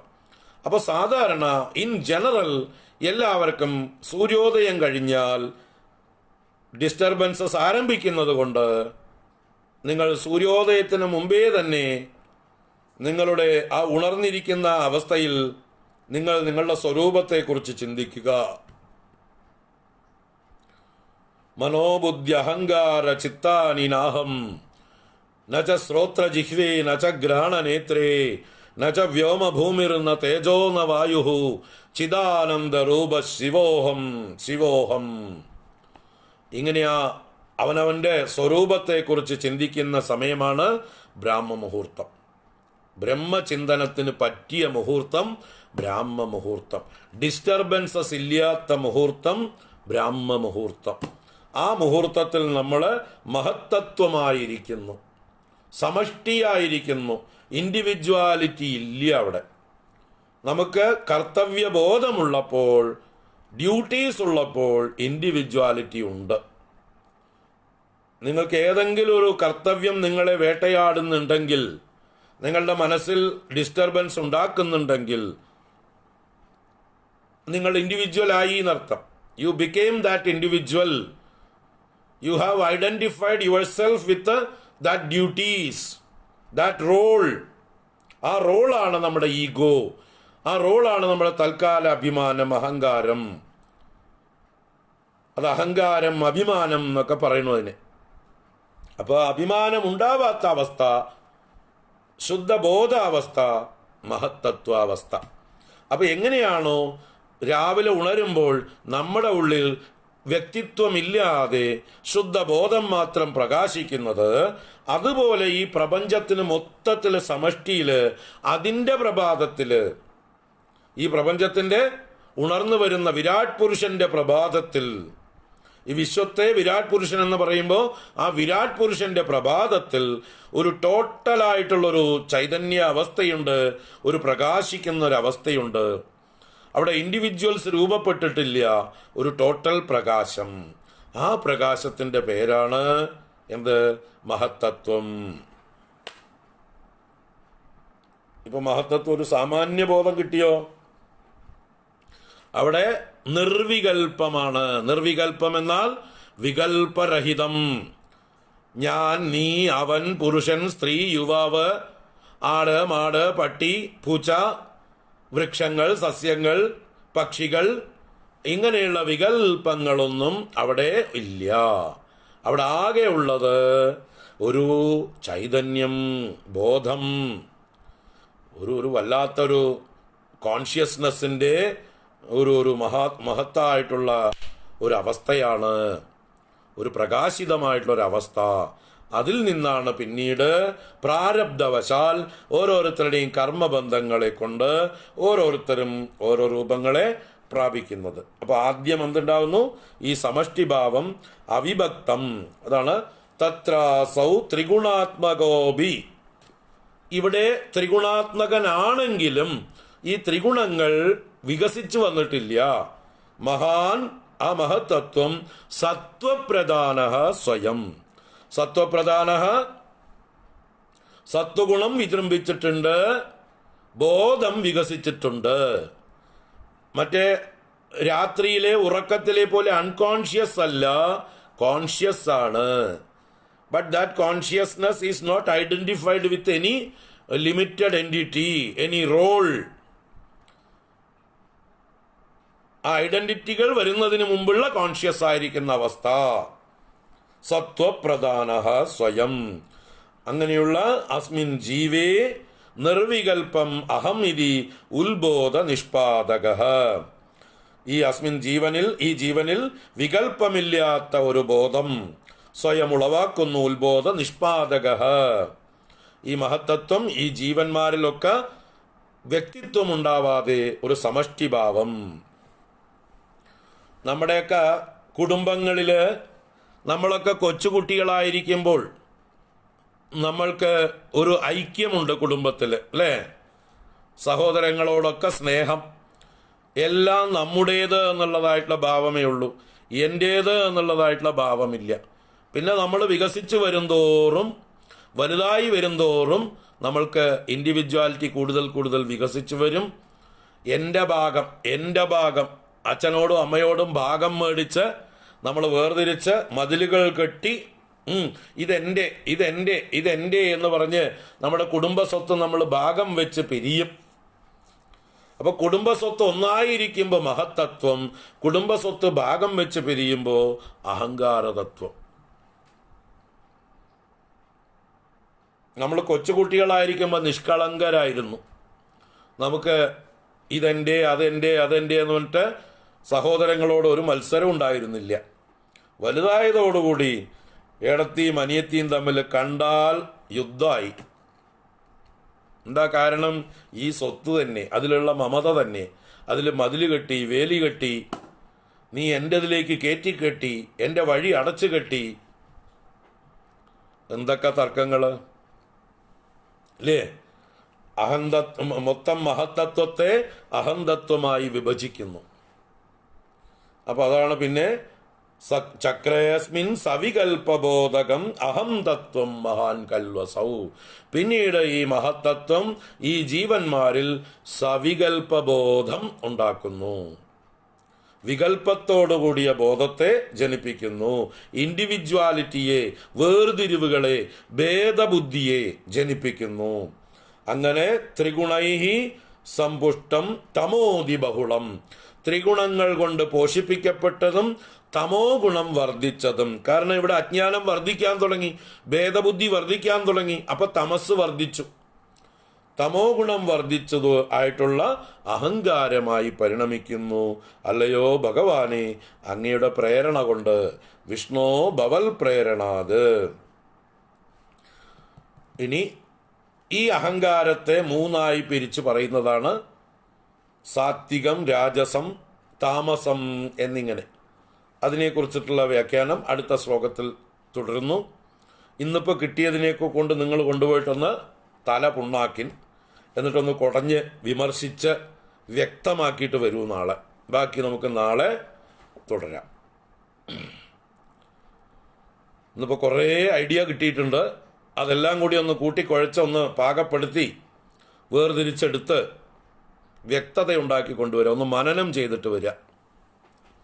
സർവത്ര ഗോവിന്ദനാമ സങ്കീർത്തനം, ഗോവിന്ദ ഗോവിന്ദ.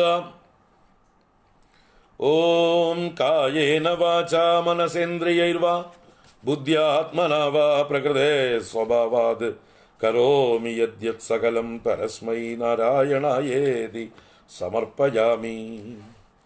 ഓം ശാന്തി ശാന്തി ശാന്തി. ഹരി ഓം ശ്രീ ഗുരുഭ്യോ നമഃ. ഹരി ഓം നാരായണ.